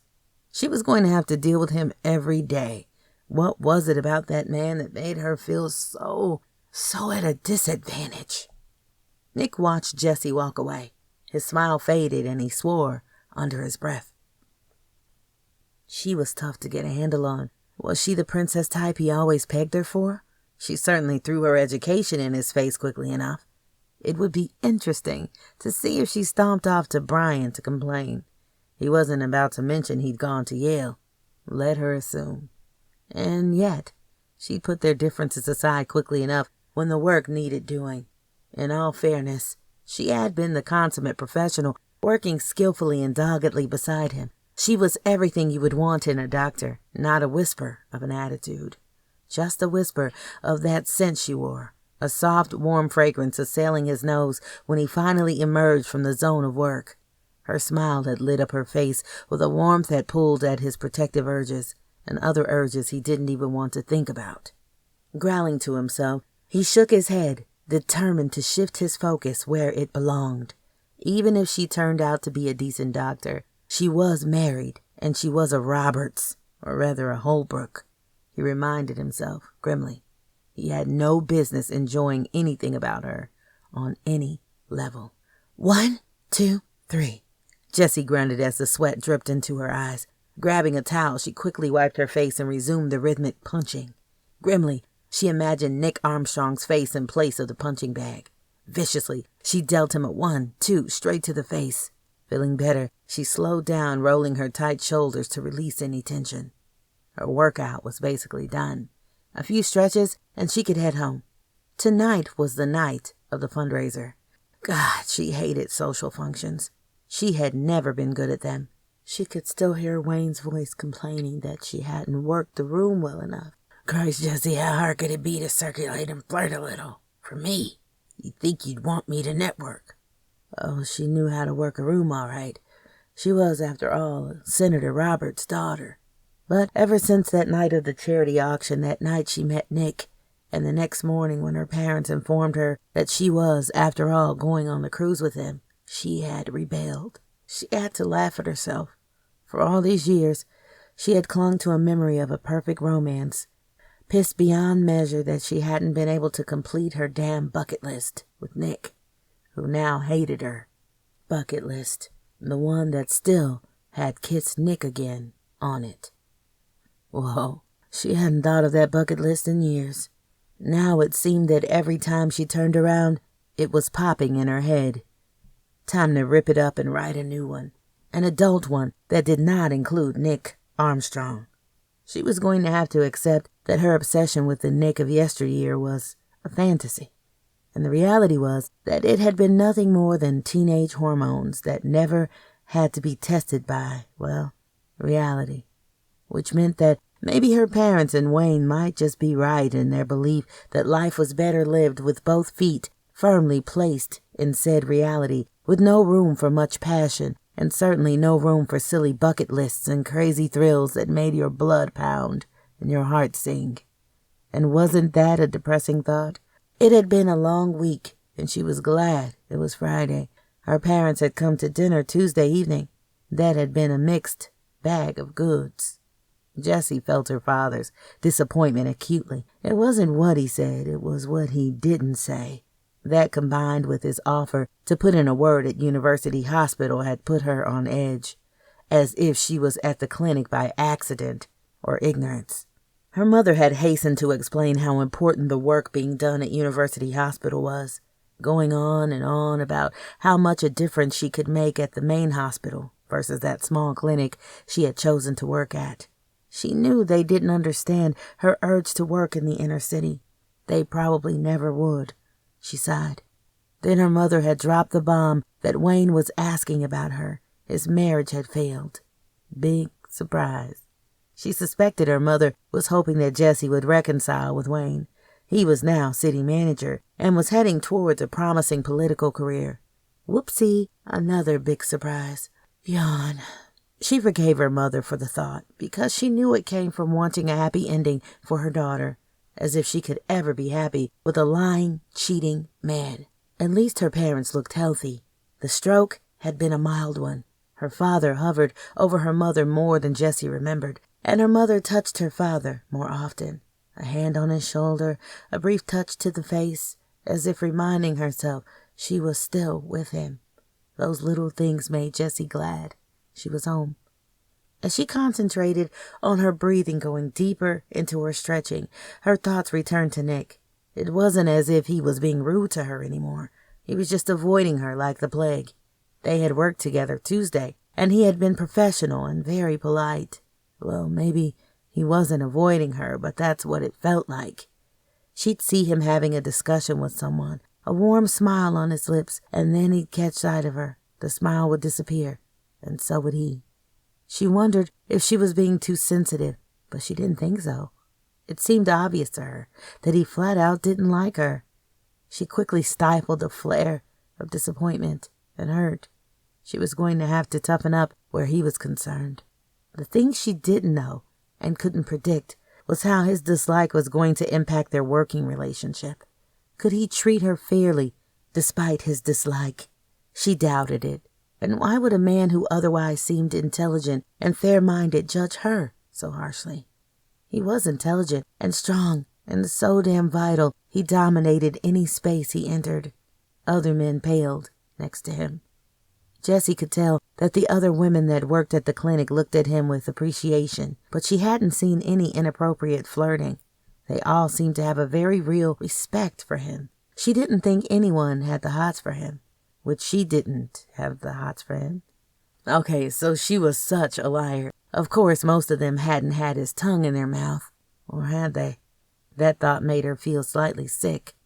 Really, she knew nothing about Dr. Nick Armstrong, beyond the fact that her traitorous body responded to him with no reserve, instantly. All he had to do was enter a room, and she was caught in an awareness that had every nerve in her body on high alert. What did that make her? And what about her belief that sex and love went hand in hand? There was no love involved in her attraction to him. She did know something about him, she corrected herself. She knew 3 things without a doubt. He had taken a dislike to her. Also, for some reason, she responded to him regardless of that dislike. And finally, she knew without a doubt if he ever found out about the power he had over her, she was in deep trouble. Jessie frowned down at her choices. Forget the skirt and blouse. She hadn't worn separate since college. She needed to weed out her closet. That left the 2 dresses. One was a clean-looking white linen sheath that fell to the floor with a slit up the side. The other was a basic black tank dress that fit her body like a glove. She pursed her lips thoughtfully and quickly grabbed the linen dress. Jessie hummed to herself as she ran a fragrant bubble bath. This might be fun. It had been over 4 years since she had gone to a formal event. The last 4 years had been spent in places that usually had dirt huts and no running water. What she really had to do tonight was work on not feeling self-conscious. Besides, Wayne was not going to be at her side, pushing her to perform. All those years of functions as he worked his way up the corporate ladder had taken a toll on her.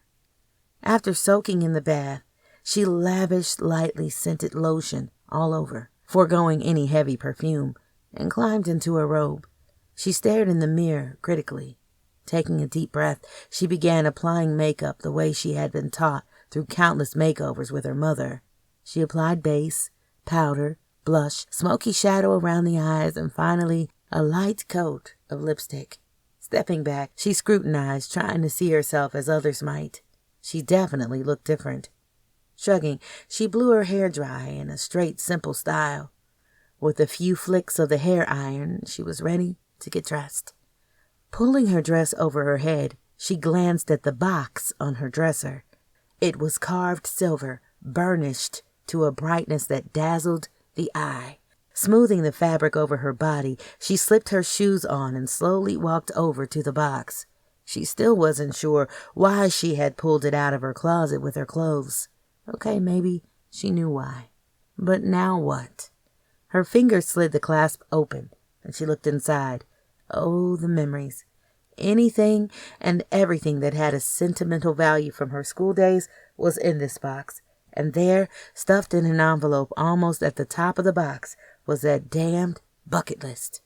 Carefully, she pulled it out and opened it, spreading it out on the dresser. She didn't really have to read it. She knew it by heart. There was a check mark by a pitiful few of the things on the list.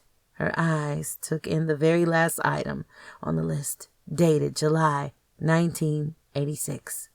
Find Nick Armstrong and marry him. What a silly young girl she had been. The 2 weeks on the cruise with her parents had made her turn her first kiss into a romantic fairy tale in her mind. She had come back envisioning a happy ever after with her own Prince Charming. Instead, he had vanished and she was left wondering. Closure. That's why she had pulled the box out. Now she needed to cross that last thing off her bucket list and write, "Forget Nick Armstrong." Taking a deep breath, she did just that. Ignoring the wave of sadness that ran through her, she squared her shoulders and promised herself she would put a check mark next to that item before the week was over. Okay, this is as good as it gets. Grabbing her clutch, she marched purposefully out the door, determined to remaster the art of the social occasion. She could do this. If she could do surgery, she sure as heck could deal with a few conversations and dances. Without working the room, she reminded herself firmly and without thinking about Nick. Nick congratulated himself as he sat down at the table reserved for the hospital. His date, Noelle, looked stunning in a strapless black dress that fell to the floor. She was just a ticket to remind him of where his mind should be. She had overdone it a bit with the jewelry, but then he never expected anything understated from her. He watched his sister roll her eyes as she caught sight of his date, and he smiled. His sister still held out hope that he would settle down and have his happy ever after like she had. Nick chose a chair next to her and his brother-in-law, Drew, while Noelle headed to the ladies' room. "Noelle again? I thought that was over," his sister whispered. He raised his eyebrows slightly. "What, you don't care for Noelle?" Smiling, he added, "Not to worry, Claire. We're friends. She's dating around." If she noted the lack of the word just before friends, she didn't comment. "Tell me how Savannah and Brendan are. I haven't seen my niece and nephew for ages." The question succeeded in diverting his sister's attention from his date to her favorite topic. Noelle rejoined them freshly powdered and primped. She immediately began prattling on about the latest fashion shows she attended and how fabulous this season's pieces were. He tuned her out for a moment and studied the room. It was huge, with tables stretching from one end of the banquet room to the other. Nick could barely see the tables across the room due to the dance floor that sat smack in the middle of the room. Brian had done a bang-up job as usual. Everything was top dollar. which was good since it was a very pricey per-plate fundraiser. The tables were outfitted in black cloth tablecloths with crisp white napkins. Crystal stemware dotted the place settings. A single white rose sat on each table, elegant in its simplicity. The dance floor itself was polished to a high sheen, making the wood gleam. This was an important fundraiser. Dinner and dancing with all the mover and shakers of Brighton. They were all there. Nick could see the band instruments set up on the stage near the dance floor, so there would be dancing after dinner. Good. Noel was an excellent dancer. He found himself relaxing. Most of the doctors from Brighton General had joined the table by the time the waiters began circulating with wine. He noted that Jessica Holbrook's place setting was directly across from his. Terrific. Wait, place setting? As in one? What the? Before he had time to ponder what that meant, he saw Brian in the distance heading their way. His date looked like a knockout. Nick felt his smile freeze as he recognized Jessie. Look who I found wandering outside. Brian had his arm around Jessie in a protective gesture as he pulled her chair out for her. She looked incredible, her hair hung down her back, gleaming, reminding him of how she looked in high school. Her skin was flawless, with smoky eyes and cheekbones slanting up to kingdom come. The dress she wore reeked of style and money. The smooth white line flowed from her collarbones to her ankles, cool and sleek. He caught a glimpse of a long, tan, slender leg through the slit of the dress and felt a very male reaction kick in. The amber choker around her neck added fire to the look and made her cheeks glow. Finally, his eyes settled on her lips, full, almost bare of color. They took his thoughts in a direction he had been desperately avoiding. Savagely, he thought, where the hell is her husband, and why would he let her out of the house looking like that without him? I'm sorry I'm late. She sounded short of breath and seemed to be focusing on the side of the table where he wasn't. In a foul mood, he strove to hang on to his manners as Noelle attached herself to him like a suction cup. It was as if she sensed something. Cooing in his ear and wiggling closer, she did her best to place her stamp of ownership on him to all that might be interested. Suddenly, Noelle looked cheap and flashy. He noticed during dinner that his sister and Jessie were hitting it off in a big way. Great. Welcome to the family. Again, where the hell was her husband? Dinner seemed to stretch on forever, filled with moments of silence and polite conversation. Finally, dinner was cleared, candles were lit, and the lights were dimmed. Soft strands of music began drifting out, beckoning people to the dance floor. For a moment his eyes rested on Jessie in the candlelight, with the music floating between them. Her eyes moved slowly toward him, as if she sensed his gaze. They stared, lost in each other's eyes for a brief moment. He forced his gaze away as Noelle quickly pulled him up and towards the dance floor. You promised, she pouted. How in the world had he ever considered her attractive? At best, she was irritating. At worst, shallow and materialistic. His face was expressionless as he led her on the dance floor. Jessie's stomach lurched at the sight of Nick leaning casually into the beautiful blonde at his side. Of course he would have a date. Hadn't Emma told her he had several girlfriends? She just wasn't prepared for the sight of Dr. Nick Armstrong in a tuxedo.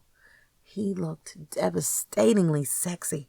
Sexy was too small of a word to describe him. Really, sexual, predatory, those were better words. It seemed she was always reaching for the right word to describe him. He was not a man easy to define. His tuxedo was clearly custom-made for him. It fit the width and breadth of his powerful frame perfectly. She felt her limbs tingle with awareness. His blue eyes burned with an intensity that was becoming familiar to her, or was her imagination playing tricks on her? There was tension coiled in his posture. He looked like a black panther ready to spring. She caught herself stiffening involuntarily at the thought. She's dreadful. Jessie dragged her attention back to Nick's charming sister with an effort. Nick's date? She looks lovely. Jessie felt woefully underdressed and plain next to the gorgeous blonde woman. Well, she's not lovely. She's a gold digger hoping to land Nick and live the high life. Jessie forced a short laugh. Is she aware of the going salary at Brighton General? Oh, Nick has plenty of money. He's a whiz at investing. In fact, he's one of the major donors for tonight's fundraiser. Claire smiled warmly at Jessie's surprise. She hadn't missed the look that passed between her brother and Dr. Jessie Holbrook, and the rigidness in the woman's posture told Claire something was very much up. So you're married? Claire asked innocently. No, divorced. Jessie shifted her full attention to Claire, giving up trying to catch Nick and Noelle on the dance floor. Claire looked delighted. I insist you tell me the whole story. Jessie found herself relaxing as she relayed a thumbnail sketch of her life up to the present. Claire proved to be a good listener, and Jessie found herself liking the other woman tremendously. If you're originally from Brighton, then you went to high school at Brighton High. Claire was digging shamelessly. Oh, yes. Then I left to go to college and medical school. After that, I spent 4 years out of the States. I got married to Wayne Holbrook 2 years after high school. 2 long years of waiting foolishly for a man she had meant less than nothing to. She wondered at the troubled look that crossed Claire's face at the mention of her husband. Wayne Holbrook, the quarterback? For a brief moment it seemed to Jessie as if Claire was going to say something more, but then she let it go and sat for a moment, thinking. So we must have been at Brighton High School around the same time. Nick graduated from there 12 years ago, and I graduated 9 years ago. Jessie nodded. I came to school late senior year, so I didn't get a chance to meet many people. The words echoed in her mind. Why was it that every word from that night was etched in her memory? She struggled to stay focused on Claire's words as she searched her memories of Nick from high school. It wasn't the first time she had done it. It was a fruitless endeavor. She simply didn't remember him. It had been a class of over 200, but how could she have missed him? She hadn't even noticed him. He had probably thought she was a snob and only noticed the kids she ran with. Well, there was a certain amount of truth to that. Embarrassment washed over her. You ran in different circles, I imagine, Claire said gently. Jessie's thoughts must have shown on her face. Nick and I transferred in the year our father died. It was the end of Nick's junior year. It was a tough time for us, and I don't think Nick socialized very much. You could have easily missed each other. He joined the Navy and then went on to Yale. Claire's face showed the pride that she felt in her brother's accomplishments. Yale. When she thought of Wayne and his decision to follow in her father's footsteps and get into politics, she suddenly felt sick to her stomach. A realization hit her. Good grief! She had spent her years after high school trying to distance herself from her father's vision of her. But she had married a clone of her father, Wayne. She was so deep in thought about him, it took her a moment to realize that it was, in fact, her ex-husband, Wayne Holbrook, heading across the room towards her. What a nightmare. But of course, she should have realized that wherever the movers and shakers of Brighton would be, he would be. Claire glanced in the direction of Jessie's gaze, and her eyes widened. Quickly she put her hand on Drew's shoulder, whispered something, and they vanished to the dance floor. Wayne continued his relentless walk towards her, his eyes focused on her with determination. Jessie sighed. She had known the day would come when she would have to mingle with her ex on a social level, but she had hoped it would take longer than this. She stood to face the music and to head him off from the table. When he saw her heading towards him, he stopped and waited for her. Together they began walking to the other side of the room. No phone call, not even a heads up that you were back in town? Nice, Jessie. He looked pissed. Wayne, we're divorced, she said flatly. That was a mistake. We should have never rushed into a divorce. It's been 4 years. She kept her voice low. She'd be damned if she was going to get sucked into a scene. Not that Wayne would let it get that far. His image was far too important to him. Sure enough, she watched as he forced himself to relax. The charm started coming out in spades. In a detached way, she could see that he was still a very handsome man, but his blonde good looks and slick style no longer had any power over her. He smiled warmly at her. Dinner. Let's do dinner, he said decisively. We can discuss things over dinner. Then he bent his head and murmured into her ear, "You know that nothing would make your parents happier than to see us reconcile. I've changed, Jessie. I still love you. We were good together." She laughed in disbelief. "You married her." They both knew the her in question. "Divorced now. We both made mistakes, Jessie. What was I supposed to do? You filed for divorce and vanished." He worked on mustering up an expression of misery, but didn't succeed. They had reached Wayne's table by this time, and great. Of course he was sitting with Thorndyke, the main contributor to the fundraiser. She gritted her teeth as Wayne introduced her around the table in a proprietary way. She turned to leave after the introductions, desperate to get away. "Dinner?" Wayne's voice was overly bright. Checkmate. He knew she wouldn't embarrass him in front of the table, so she merely nodded at him. She would fight that battle another day. She hurried back to her side of the room with relief and sat down. The dance floor was just emptying of all but the slow dancers as a romantic ballad started. The conversation with Wayne had taken all of one song. It had felt like an entire album's worth. Jessie watched as Nick and Noel returned to the table. Victor Lopez extracted Noel smoothly from Nick, his eyes gleaming with appreciation for the blonde. "May I have the pleasure?" Jessie watched Noel react to the man's obvious admiration by giggling and allowing herself to be spirited away. She found herself alone at the table with Nick.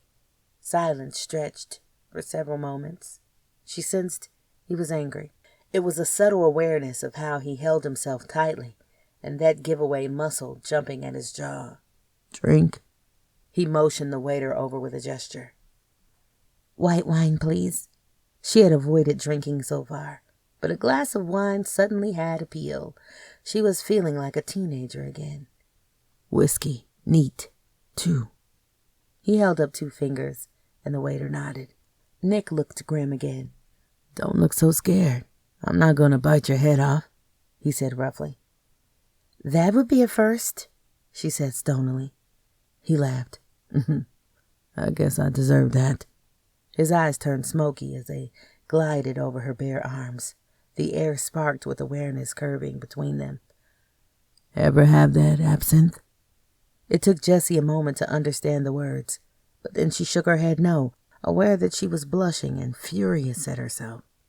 "Whiskey?" Again she shook her head no. He took the drinks the waiter offered, but instead of handing her the glass of white wine, he slid one of the whiskeys over to her. "Care to cross one more thing off of your bucket list, or have you forgotten?" She sat there for a moment, staring at the whiskey and staring at the man in front of her. Maybe if there wasn't anger coming off of him in waves, she would have drank it. She was tempted, especially after that little chat with Wayne. But she hadn't created the bucket list so many years ago to prove anything to anyone. In fact, she had created it to prove things to herself and to find things out about herself. Although she hadn't completed her list yet, she was damned if she was going to do any of the youthful things she had hoped to accomplish as a reaction to pressure or fear. So instead, she pushed the whiskey back at him. "For the record, I'm not afraid of you, but you've made it very clear how you feel towards me." Jessie sat stiff and unyielding. "Have I?" His eyes were veiled. She watched, surprised, when he tossed back his whiskey in one swallow. She left her wine untouched. She sensed the tension coiled in him and waited. "Well, Jessie, if I may call you Jessie." His tone was deceptively casual. "I think you're probably an excellent doctor." "And?" She could feel more was coming. He looked directly at her. "You are a perfect match for Wayne Holbrook. I think you will play at being a doctor until he rises far enough that he can give you all that your rich daddy senator gave you growing up. I think that the girl with the bucket list didn't stand a chance. She wasn't real." She sat there in silence, waiting for and dreading the next words out of his mouth. "You are still exactly what you were in high school. A carbon copy of all the princesses in the world that have no idea what living is. No room for bucket lists in your life, princess. Like I said, a perfect match for Wayne Holbrook, and quite frankly not a good match for getting your hands dirty at Brian's clinic. Why don't you just give up now and spend your days shopping while your husband works the crowd? His last words were said in a sneer, and in such direct contrast to his smooth, polite appearance that she almost laughed. But she didn't feel close to laughter. She realized two things at once. First, Nick thought she was still married to Wayne. Of course he did. Her last name was the same, and he had seen her talking to him. Second, the little sliver of hope she had denied that came to life every time she saw his face had just been snuffed out. This man in front of her disliked her with an intensity that hurt a lot. "You're wrong," she whispered. Horrified, she realized that tears were threatening to flood her eyes. Quickly, she looked away. In the distance, she saw Wayne laughing at something Thorndyke said to him. Wayne, Nick, her father. Suddenly, she felt a surge of anger. They all thought they had her figured out. She turned slowly back to Nick as she was vaguely aware of the ballad ending and people heading to the table from the dance floor. She reached for the whiskey and drank it in one swallow, proud of the fact that she only coughed slightly. Anger and her bucket list went perfectly together. Through gritted teeth, she said, "My bucket list, you bastard. My life, my choice. You don't get to say who I am or what I am. You don't know me at all. I will not leave the clinic. The end." She grabbed her purse and stalked off. He hadn't succeeded. Nick knew when he had seen Jessie talking to her husband that he had to try and get her to leave the clinic because, by God, he wasn't going to be able to bear it. His reaction to seeing her with Wayne Holbrook was primal rage. The thought of that jerk putting his hands on Jessie made him want to take him apart with his bare hands, break both his legs, snuff the life out of him. Oh, okay, that was harsh, but he definitely wanted to make the son of a bitch bleed. No, he couldn't handle the happy couple on a daily basis. So he had started his campaign of making her uncomfortable. Uncomfortable? Hell, he had been flat out mean. With a sickening feeling, he remembered the sheen of tears he had seen in Jessie's eyes before she had pulled herself together. What was wrong with him? He had been so angry at the sight of her with Wayne that he had struck out, which only underscored how impossible it was going to be to work with her. Ah, Christ. He was going to have to leave the clinic if he couldn't get a grip. He rubbed his face with his hands in tired defeat. Claire arrived, and glancing at her brother's face in Jessie's empty seat, she asked, "Where's Jessie?" "Hopefully I've chased her back to her husband where she belongs, and safely away from me," he added savagely. "She's not married, you idiot. If you bothered to have a conversation with her, you would know all this. She's single and has more class in her little finger than all the bimbos you've ever dated." "Not married?" Nick looked stunned. Then he glanced across the room at Wayne. "Not married. Divorced. I don't know what the story is with the slime ball over there, but they are not together." Nick's eyes gleamed. "I'll be back." Claire smiled to herself with satisfaction as she watched her brother striding away purposefully. Jessie was determined to pull herself together. She dove into the women's restroom and tried to relax. She was not going to give Nick the satisfaction of ruining her evening. She focused on the anger, almost grateful for his ridiculous insults. Desperately, she tried to ignore her swirling emotions. If she couldn't handle ignorant comments from a testosterone jerk, then she was in worse shape than she thought. He was nothing to her, and she needed to ignore him. She was lying to herself, and she knew it. Still, do it and you will become it, she reminded herself. Say it again. He is nothing to you. He is nothing to you. Eventually she would believe it. Mind over matter. But sweet Jesus, he looked good in a tuxedo. He was pure male, through and through. Something about being anywhere near him for any amount of time turned her into a blithering idiot. Though that was easily fixed. She would avoid him. How hard could that be? Taking a last look at herself in the mirror, she was satisfied that she no longer looked upset. Shrugging, she took a deep breath. Nick Armstrong was welcome to his bimbos and low opinion of her. See if she cared a damn what he did or thought. She exited the restroom, head held high. When she felt a hand clamp down on her shoulder, she jumped in alarm, sensing who it was, before she turned to meet his eyes. "We need to talk," His eyes had a look in them she recognized, a look that sent shivers up her spine and made her pulse quicken. "I have nothing to say to you." Her voice was coldly polite as she pulled away from him. "Then I'll do the talking." Inch by inch, he advanced on her, and she found herself backing up until she was trapped between a wall and his body. Placing his hand on the wall, palm down, next to her head, he effectively shut out the rest of the world. She was forced to look up, to glare into his eyes. Her brain was flashing panic signals as she felt the heat from his body. She had a heightened awareness of the corded muscles of his arms and shoulders as he leaned into her. "Get away from me," she hissed the order through gritted teeth. 1 minute. Give me 1 minute to explain, and if you never want to talk to me again, I'll understand. His voice was quiet and dead serious. She went still. Tipping her chin with his finger, he looked her in the eye. "I thought you were still married to Wayne Holbrook, a.k.a. the Jerk." She waited for more, but he just continued to stand there. "Well, as far as apologies go, that one really sucked." She was furious, remembering his words. "Here's a newsflash. Even if I was still married to Wayne, that doesn't give you the right to call me names like you did." "Like Princess?" His lips quirked up slightly, and the amused expression on his face only served to infuriate her even more. So she punched him hard in the gut. Her fist bounced off as if she had struck a brick wall and he didn't move an inch. So she stamped her foot and promptly burst into tears. He jumped back, releasing her. "Oh, no, do not cry, please. Don't cry."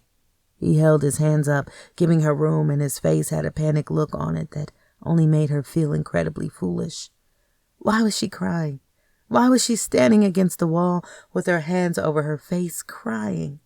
She struggled to regain control, but his scathing opinion of her he had delivered at the table had hit too close to home. Her entire life as a senator's daughter, she had been exactly the person that Nick saw her as, except for that brief moment in time when, as a young girl, she had recognized she wanted more and reached for it.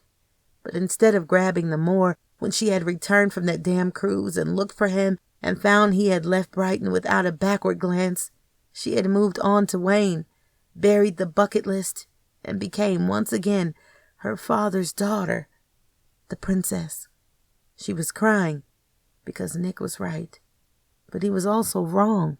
She was not the princess type anymore. She had left that behind when she left Wayne. Slowly, she lowered her hands and looked at him, sniffing quietly, almost smiling at the relief in his eyes as he watched her tears fade. "You knew Wayne," she said it accusingly. It was the first thing that popped into her head, and suddenly it seemed important. He nodded, his eyes studying her. "Why didn't you mention that?" "It wasn't important," he said impatiently. He raked a hand through his hair in a savage gesture. "Jessie, give me a break here. I'm trying to apologize, not rehash ancient history. I've been an ass to you. Whether I knew Wayne or not isn't important." Her eyes narrowed as she recalled Claire's troubled look earlier at the table at the mention of her ex-husband's name. "I think it is." "It's not," he said shortly.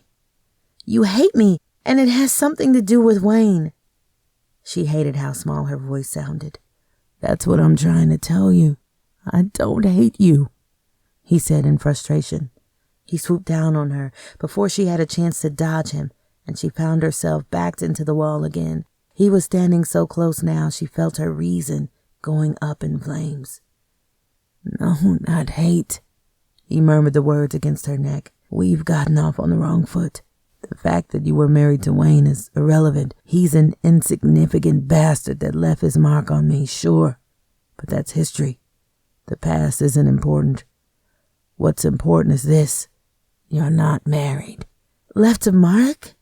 she said stupidly, trying to ignore the heat that washed through her body in a wave of longing. "And what does being married or not being married have to do with you being a total ass to me?" Apparently Nick was done with words. Before she could react, he bent down and took possession of her mouth, Possession, pure and simple. His mouth was firm, and the kiss was hard and deep. Suddenly she was that girl by the pool all those years ago. All the suppressed longing leapt to where their lips merged. She felt like she was on fire. His mouth tasted warmly of whiskey and male. His plunging tongue mimicked the rhythm of mating, and she felt the familiar heat that this man seemed able to ignite in her with just a touch. With a moan, she reached her arms around his back and dug her fingers into his shoulders. Her knees went weak, and she leaned against him restlessly, seeking more. His hands dove into her hair, and he deepened the kiss. Hungrily, she pressed her body against his, desperate to feel his hard length. She flung her head back to expose her neck to his scorching lips. "Oh, God, this can't be happening. I'm lost." A little trickle of fear penetrated her brain. "Stop." She struggled against him to no avail. It was like struggling with stone. "Nick." She wildly slapped at him until he grabbed both her hands and held them still. He leaned his forehead against hers and stopped. She could feel him struggling to gain control as his breathing leveled out. Finally, he pushed himself away from her, and she felt a stab of loss so deep she almost grabbed for him. But she knew that was insane. She was acting like a teenager caught in the throes of her first love affair. She wasn't a teenager anymore. When she was a teenager and he had kissed her like this, it had been meaningless to him. Her cheeks flamed with embarrassment as she remembered how eagerly she responded to his kisses. Still responded to his kisses. Proudly, she lifted her chin and smoothed her hair, trying to regain her composure. She wasn't that teenager, and this wasn't a love affair. She reminded herself. She wasn't going to make the same mistake twice with this man. Don't what? She refused to meet his eyes. "Don't pretend like we didn't just happen." His eyes were calm as he studied her movements. "There is no we. Things got a little crazy and we found a way to let off some steam." She shrugged, mortified at how her knees weakened at the thought of them as a we. "Jesse, if that's the way you let off steam, count me in any time." He said the words mockingly, his lips twitching. "You kissed me." Her face burned with an embarrassment that grew as he looked down at her in amusement. "Okay, I kissed you as well, but lots of people kiss. It doesn't have to mean anything. Kisses don't always mean anything," she repeated. She had regained her calm now that she was a good distance from him. She watched him warily, ready to bolt if he made a move towards her. He seemed to read her mind as he kept his distance with his hands in his pockets. "Yeah, it doesn't have to mean anything. But this did, Prince Jesse. Unless you're trying to tell me that I'm imagining this thing, this chemistry between us." He twirled one finger in a spiraling motion, indicating a tornado. Chemistry, sex, his confident arrogance pierced the haze around her and infuriated her. She would decide if something meant something. Okay, now even her thoughts were sounding juvenile. "Enough!" She whirled to go. "There is no we," she repeated firmly. There couldn't be. In one stealth move, he blocked her way, moving with that fluid grace surprising for a man as muscular as he was. He kept his hands in his pockets and leaned in to whisper to her to avoid being heard by two women making their way to the ladies' room. Jessie rolled her eyes as the women ogled him shamelessly. "Jesse, let me explain. I've been a bastard. Go to dinner with me. I can explain all of it." His eyes were serious and intense. Still shaken by her response to him, she snapped back. "You've explained, Armstrong. You thought I was married to a jerk, thus became a jerk. Because you know, us princess types are so easily influenced. All that fluff in our head can be molded into just about anything." Seeing Brian coming down the hall, motioning to Nick, she whirled around and left him standing there, careful not to look back, knowing somehow that Nick's eyes were following her retreat. She was trembling as she walked back into the ballroom. Jessie gave serious consideration to moving to another table to finish out the evening, but rejected the thought. She had never run from her problems in the past. She would wait a few moments, and then she would run. Fast. Because seriously, running had its advantages at times. This would be one of those times. She forced herself to smile lightly at Claire as she rejoined the table. Everyone's attention was drawn to the front of the room, where it looked like Brian and Nick were arriving and were preparing to say a few words. "You made it back just in time to catch the speeches." Claire was pointing proudly at her brother, but she kept glancing at Thorndyke's table with that troubled look on her face.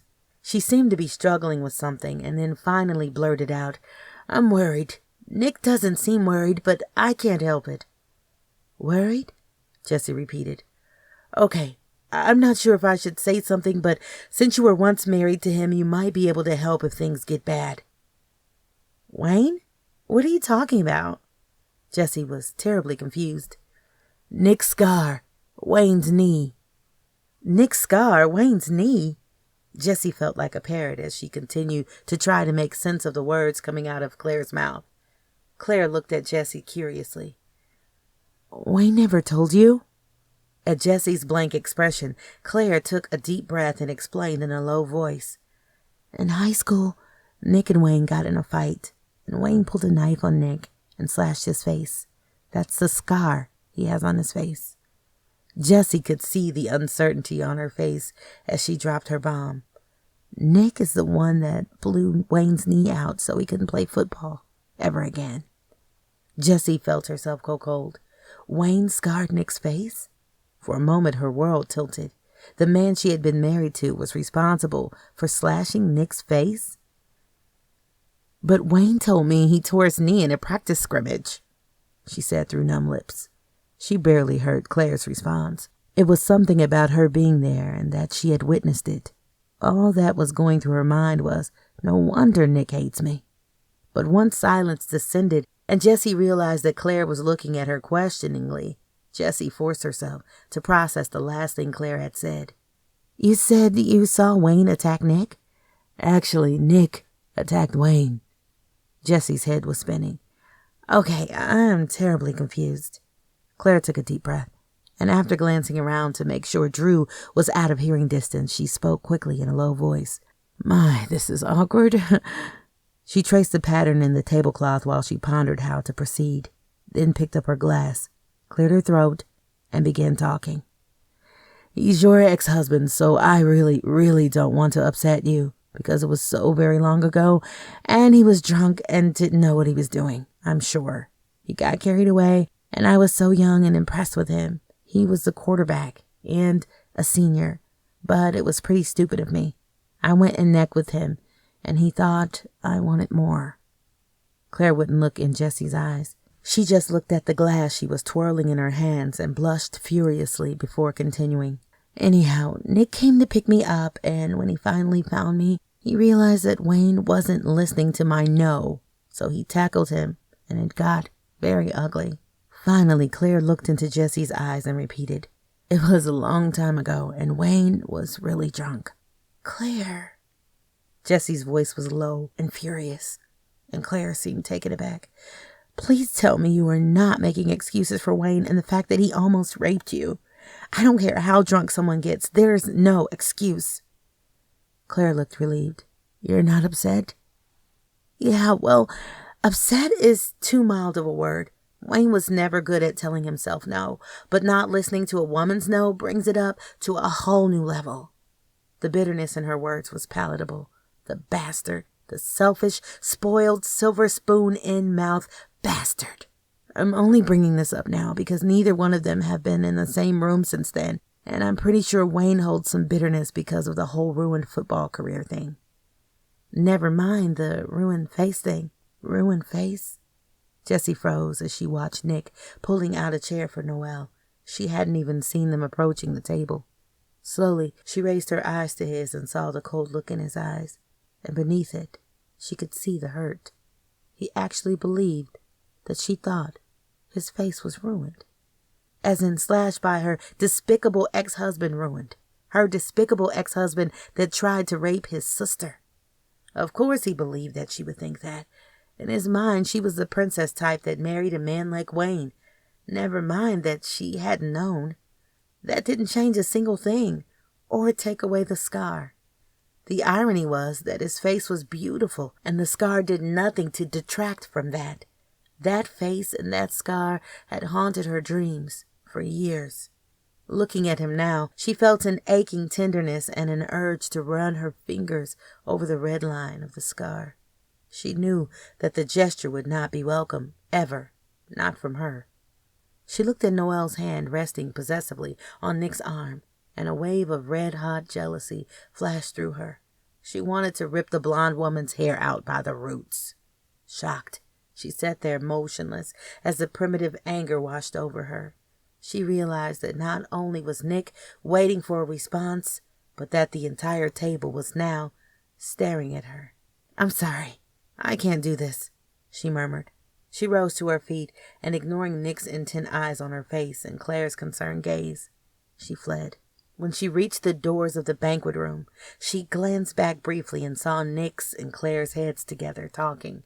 Nick's eyes were still locked on her as she made her getaway. She quickened her pace, desperate to get out of there before she had to endure face-to-face with Nick. As she slid behind the wheel of her car, she clung to the steering wheel as if it were a life preserver. God knows she needed one at this moment, because one thing had become blindingly clear to her at that table, looking into Nick's face. She was in love with him. She had always been in love with him, and any chance of a happy ever after ending with him had evaporated the day she had married Wayne Holbrook. She leaned her forehead on the steering wheel, suddenly, utterly weary and worn out. In love with Nick Armstrong?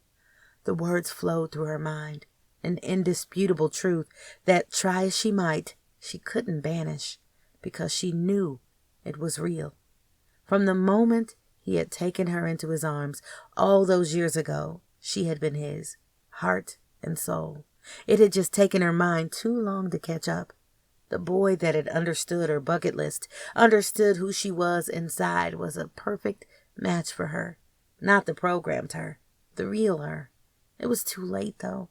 Oh, she knew he desired her. He would have sex with her in a flash. Perhaps she would even have considered it yesterday. She remembered his words. "I don't hate you.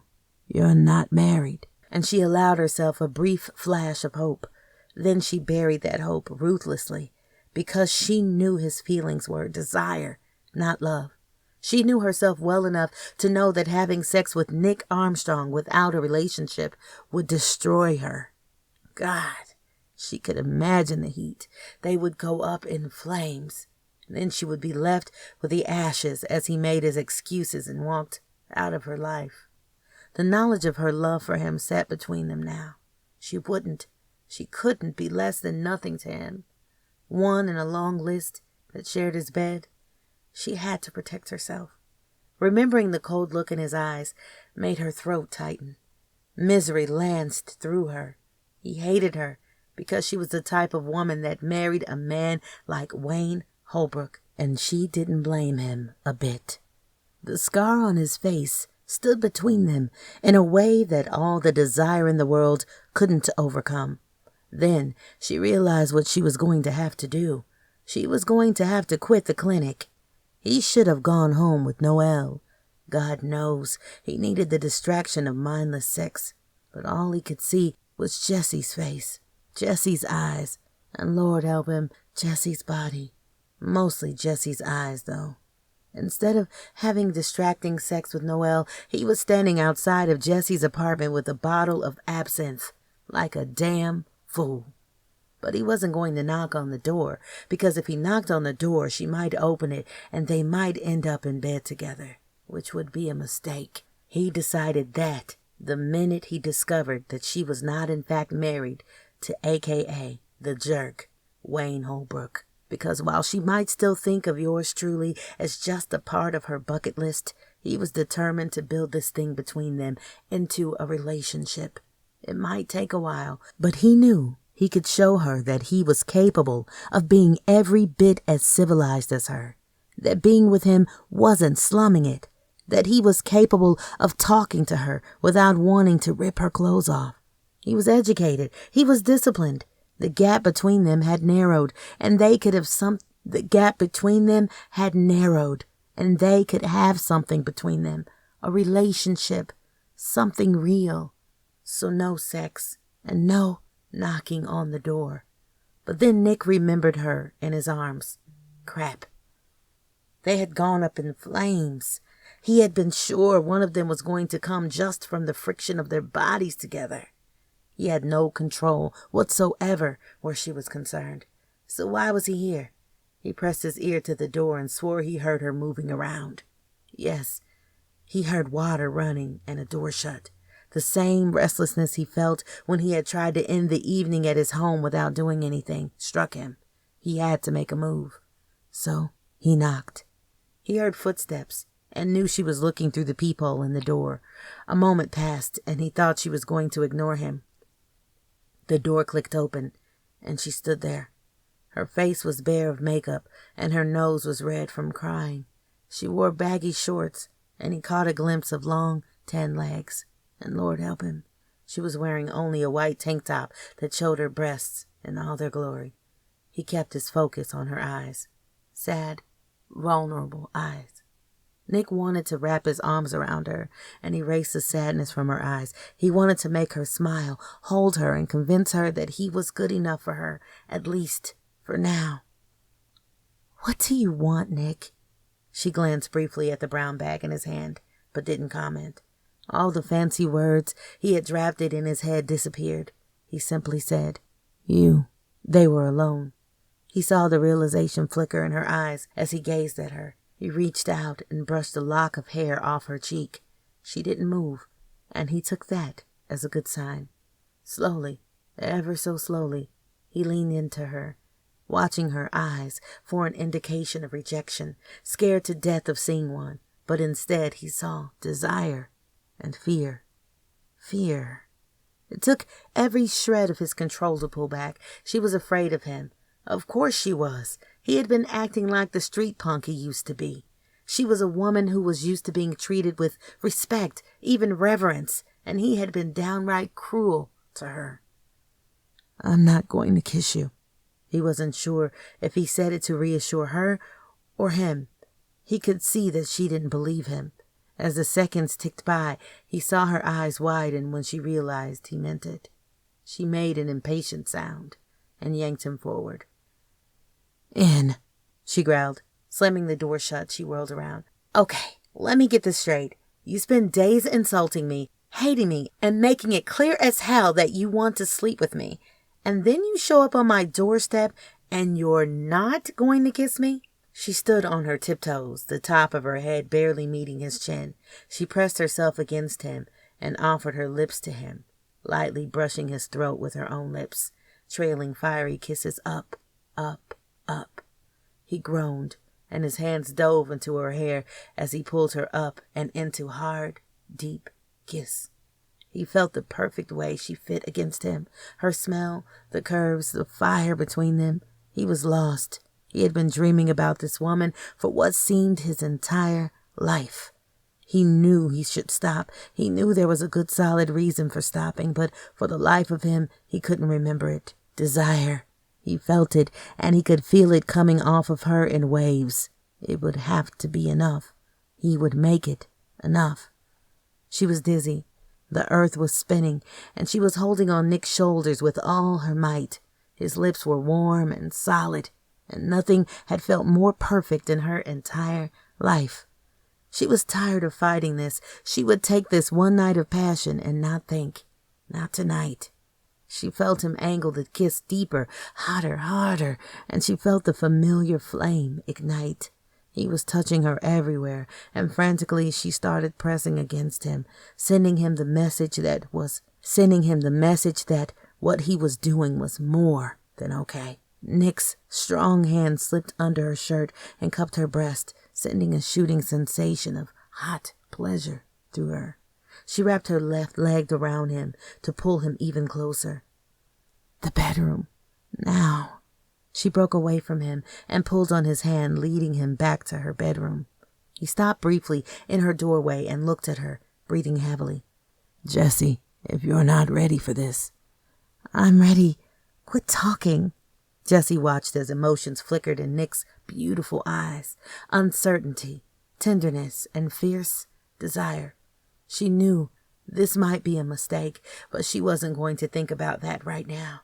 She refused to think about anything but the way he was making her feel. So she stepped away from him and pulled her shirt over her head and shimmied out of her shorts, revealing that she wore nothing underneath. She watched as lust flared in his eyes. Still, he looked at her. She shivered at both the heat in his eyes and the cold air on her skin. And then his hands and lips were on her. He took a moment from the onslaught to lift her up and fling her onto the bed without breaking stride in his lovemaking. He kicked off his shoes and cursed as he had to back away to get undressed. He removed his clothes efficiently and joined her, pressing her close. Suddenly he grew still. She could see him just looking at her. His eyes swept her body, and she felt naked and vulnerable. Of course she was. My God, you are so incredibly beautiful. His eyes were hot and tender at the same time. She allowed herself to look at him, really look at him. He was rock solid muscle, strong ripped arms that were able to toss her like she was light as air, his biceps bigger than her calves. His stomach was a tightly honed six-pack that had her catching her breath. And oh my, his arousal was enormous and straining and hard as a rock. They locked eyes. At that moment, everything but each other fell away. All the reasons they didn't belong together were meaningless. He was on her in a flash, kissing her, holding her, using his mouth to brand her as his. Love. This was love. She didn't care what anybody said. Emotions were tripping through her at breakneck speed, and her body was ultra-sensitive as he took her higher and higher into mindless heat-filled passion. He stripped her of every ounce of thought she possessed, and she felt only need. She reached down between them and touched him, and when he groaned, all she could say was, "Yes." "Wait," he gasped. "Condom." He scrambled to his pants and extracted a condom from his wallet in record speed. She felt a jolt of surprise when he produced it. Of course, he was always ready for sex. She shoved that thought away. He rolled her under him, and all thought fled. There was only him. His powerful arms were tight as he positioned himself above her. Jessie moaned as she felt the tip of his arousal. Nick moved slowly, and she arched her body to try and take more of him. But he kept the rhythm light and refused to go deep. She wanted more. She wanted Nick inside her. She tried to pull him tighter to her, to get more, but he refused to release her hips and kept the light, teasing rhythm going. "Nick, now, oh God, please, now." She knew her voice was frantic, but didn't care. He muttered something and she sensed his control slipping, so she lunged, hard, pushing her hips down. She cried in satisfaction as she felt Nick buried deep in her, totally, wonderfully filling her.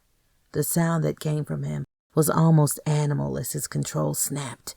He plunged into her again and again, hot, frantic thrusts that made Jessie explode with sensations that she had never felt before. She felt the pleasure building until finally waves and waves of heated pleasure washed over her, bringing her to a place of pure, intense, heated passion and pleasure that she had never imagined. She gripped Nick's shoulders as he cried out her name, straining to take him in deeper as he exploded his release. She felt his heart pounding like a runaway train, matching the rhythm of her heart exactly. Nick felt Jessie move out from under him and snuggle close. "Hold me," she whispered. Then as he looked down into her beautiful face, lit up by that devastating, blinding smile of hers, he realized that he wanted to do this every single day of his life. He loved her, and maybe he wasn't good enough for her, but he was a damn sight better than Wayne ever was. He could make her see that what they had was perfect. He watched her as she got up shyly to go to the bathroom and get cleaned up. Restlessly, he roamed her room, cataloging how everything seemed so Jessie. She was so damn perfect and had always been his ideal woman. Now that he had a taste of her, he couldn't go back to life without her. Then he saw it. It was an envelope lying on her dresser. It had the words "bucket list" written on it, in neat, precise penmanship. He laughed in disbelief. "What's so funny?" Her voice came through the bathroom door. "Everything." Casually, he picked up the sheet of paper lying next to the envelope. So this was her famous bucket list. His eyes swept over it, and he froze. Then he smiled, folded it, and palmed it. When Jessie came out of the bathroom, she was wearing a slip and a nervous smile. "Listen, I know this is awkward, and we'll have to figure out how to handle everything. I really want to work at the clinic. It means a lot to me. I know there's a part of you that doesn't really like who I am." "I like who you are just fine." But she just plowed ahead. "Okay, please. It's okay. I've made choices that seem stupid, but really, I had no idea that Wayne gave you that scar." He swooped her up, pausing a moment to breathe in her smell, holding the truth of her feelings for him to himself as he held her. Then he threw her on the bed again, and leaning into her face, he enunciated, "I like every single thing about you." He spoke slowly and clearly and watched as her eyes softened. Then she cleared her throat and said quietly, "Hear me out, okay? It's okay if this is a one-time deal. I went into this with my eyes wide open, but I can't bear to be one in a string of women. I'm not going to fall into bed with you any time you crook your finger at me." He laughed at her serious expression, but stopped when he saw the hurt in her eyes. Tenderly, he swept the hair off of her face. "Continue." She lifted her chin and went on. "I would want a committed relationship. I can't be one of a long list of women. You would have to quit dating Noelle. Until that happens, don't knock on my door again." She spoke firmly, hiding tears, and tried to move off the bed, wriggling to get out from under him. "Why would I want to date Noelle when I'm in love with you?" He pulled the bucket list from out of the palm of his hand and showed it to her. "How about we erase the last entry and check off the only one you've scratched out?" There were still tears in her eyes, but her smile broke through, pure, unadulterated happiness. So he pushed it. "I love you, Jessie. I think we should get married." "What?" "You want me to repeat that?" He knew there was uncertainty in his voice, but the smile on her face still shone. "Please." She looked achingly beautiful. So he took her hand and said, "Please, marry me, Jessie. Let's spend the rest of our lives working on our bucket list." Then he was laughing as she launched herself at him, and they fell back in the bed, a tangle of limbs and lips. Finally, she pulled herself up and whispered, "Are you sure?" And sinking into her warm arms, surrounded by Jessie's scent, he whispered back, "Positive." The end. This completes the narration of Jessie's List by Maura Stanton, narrated by Joyce Licorice.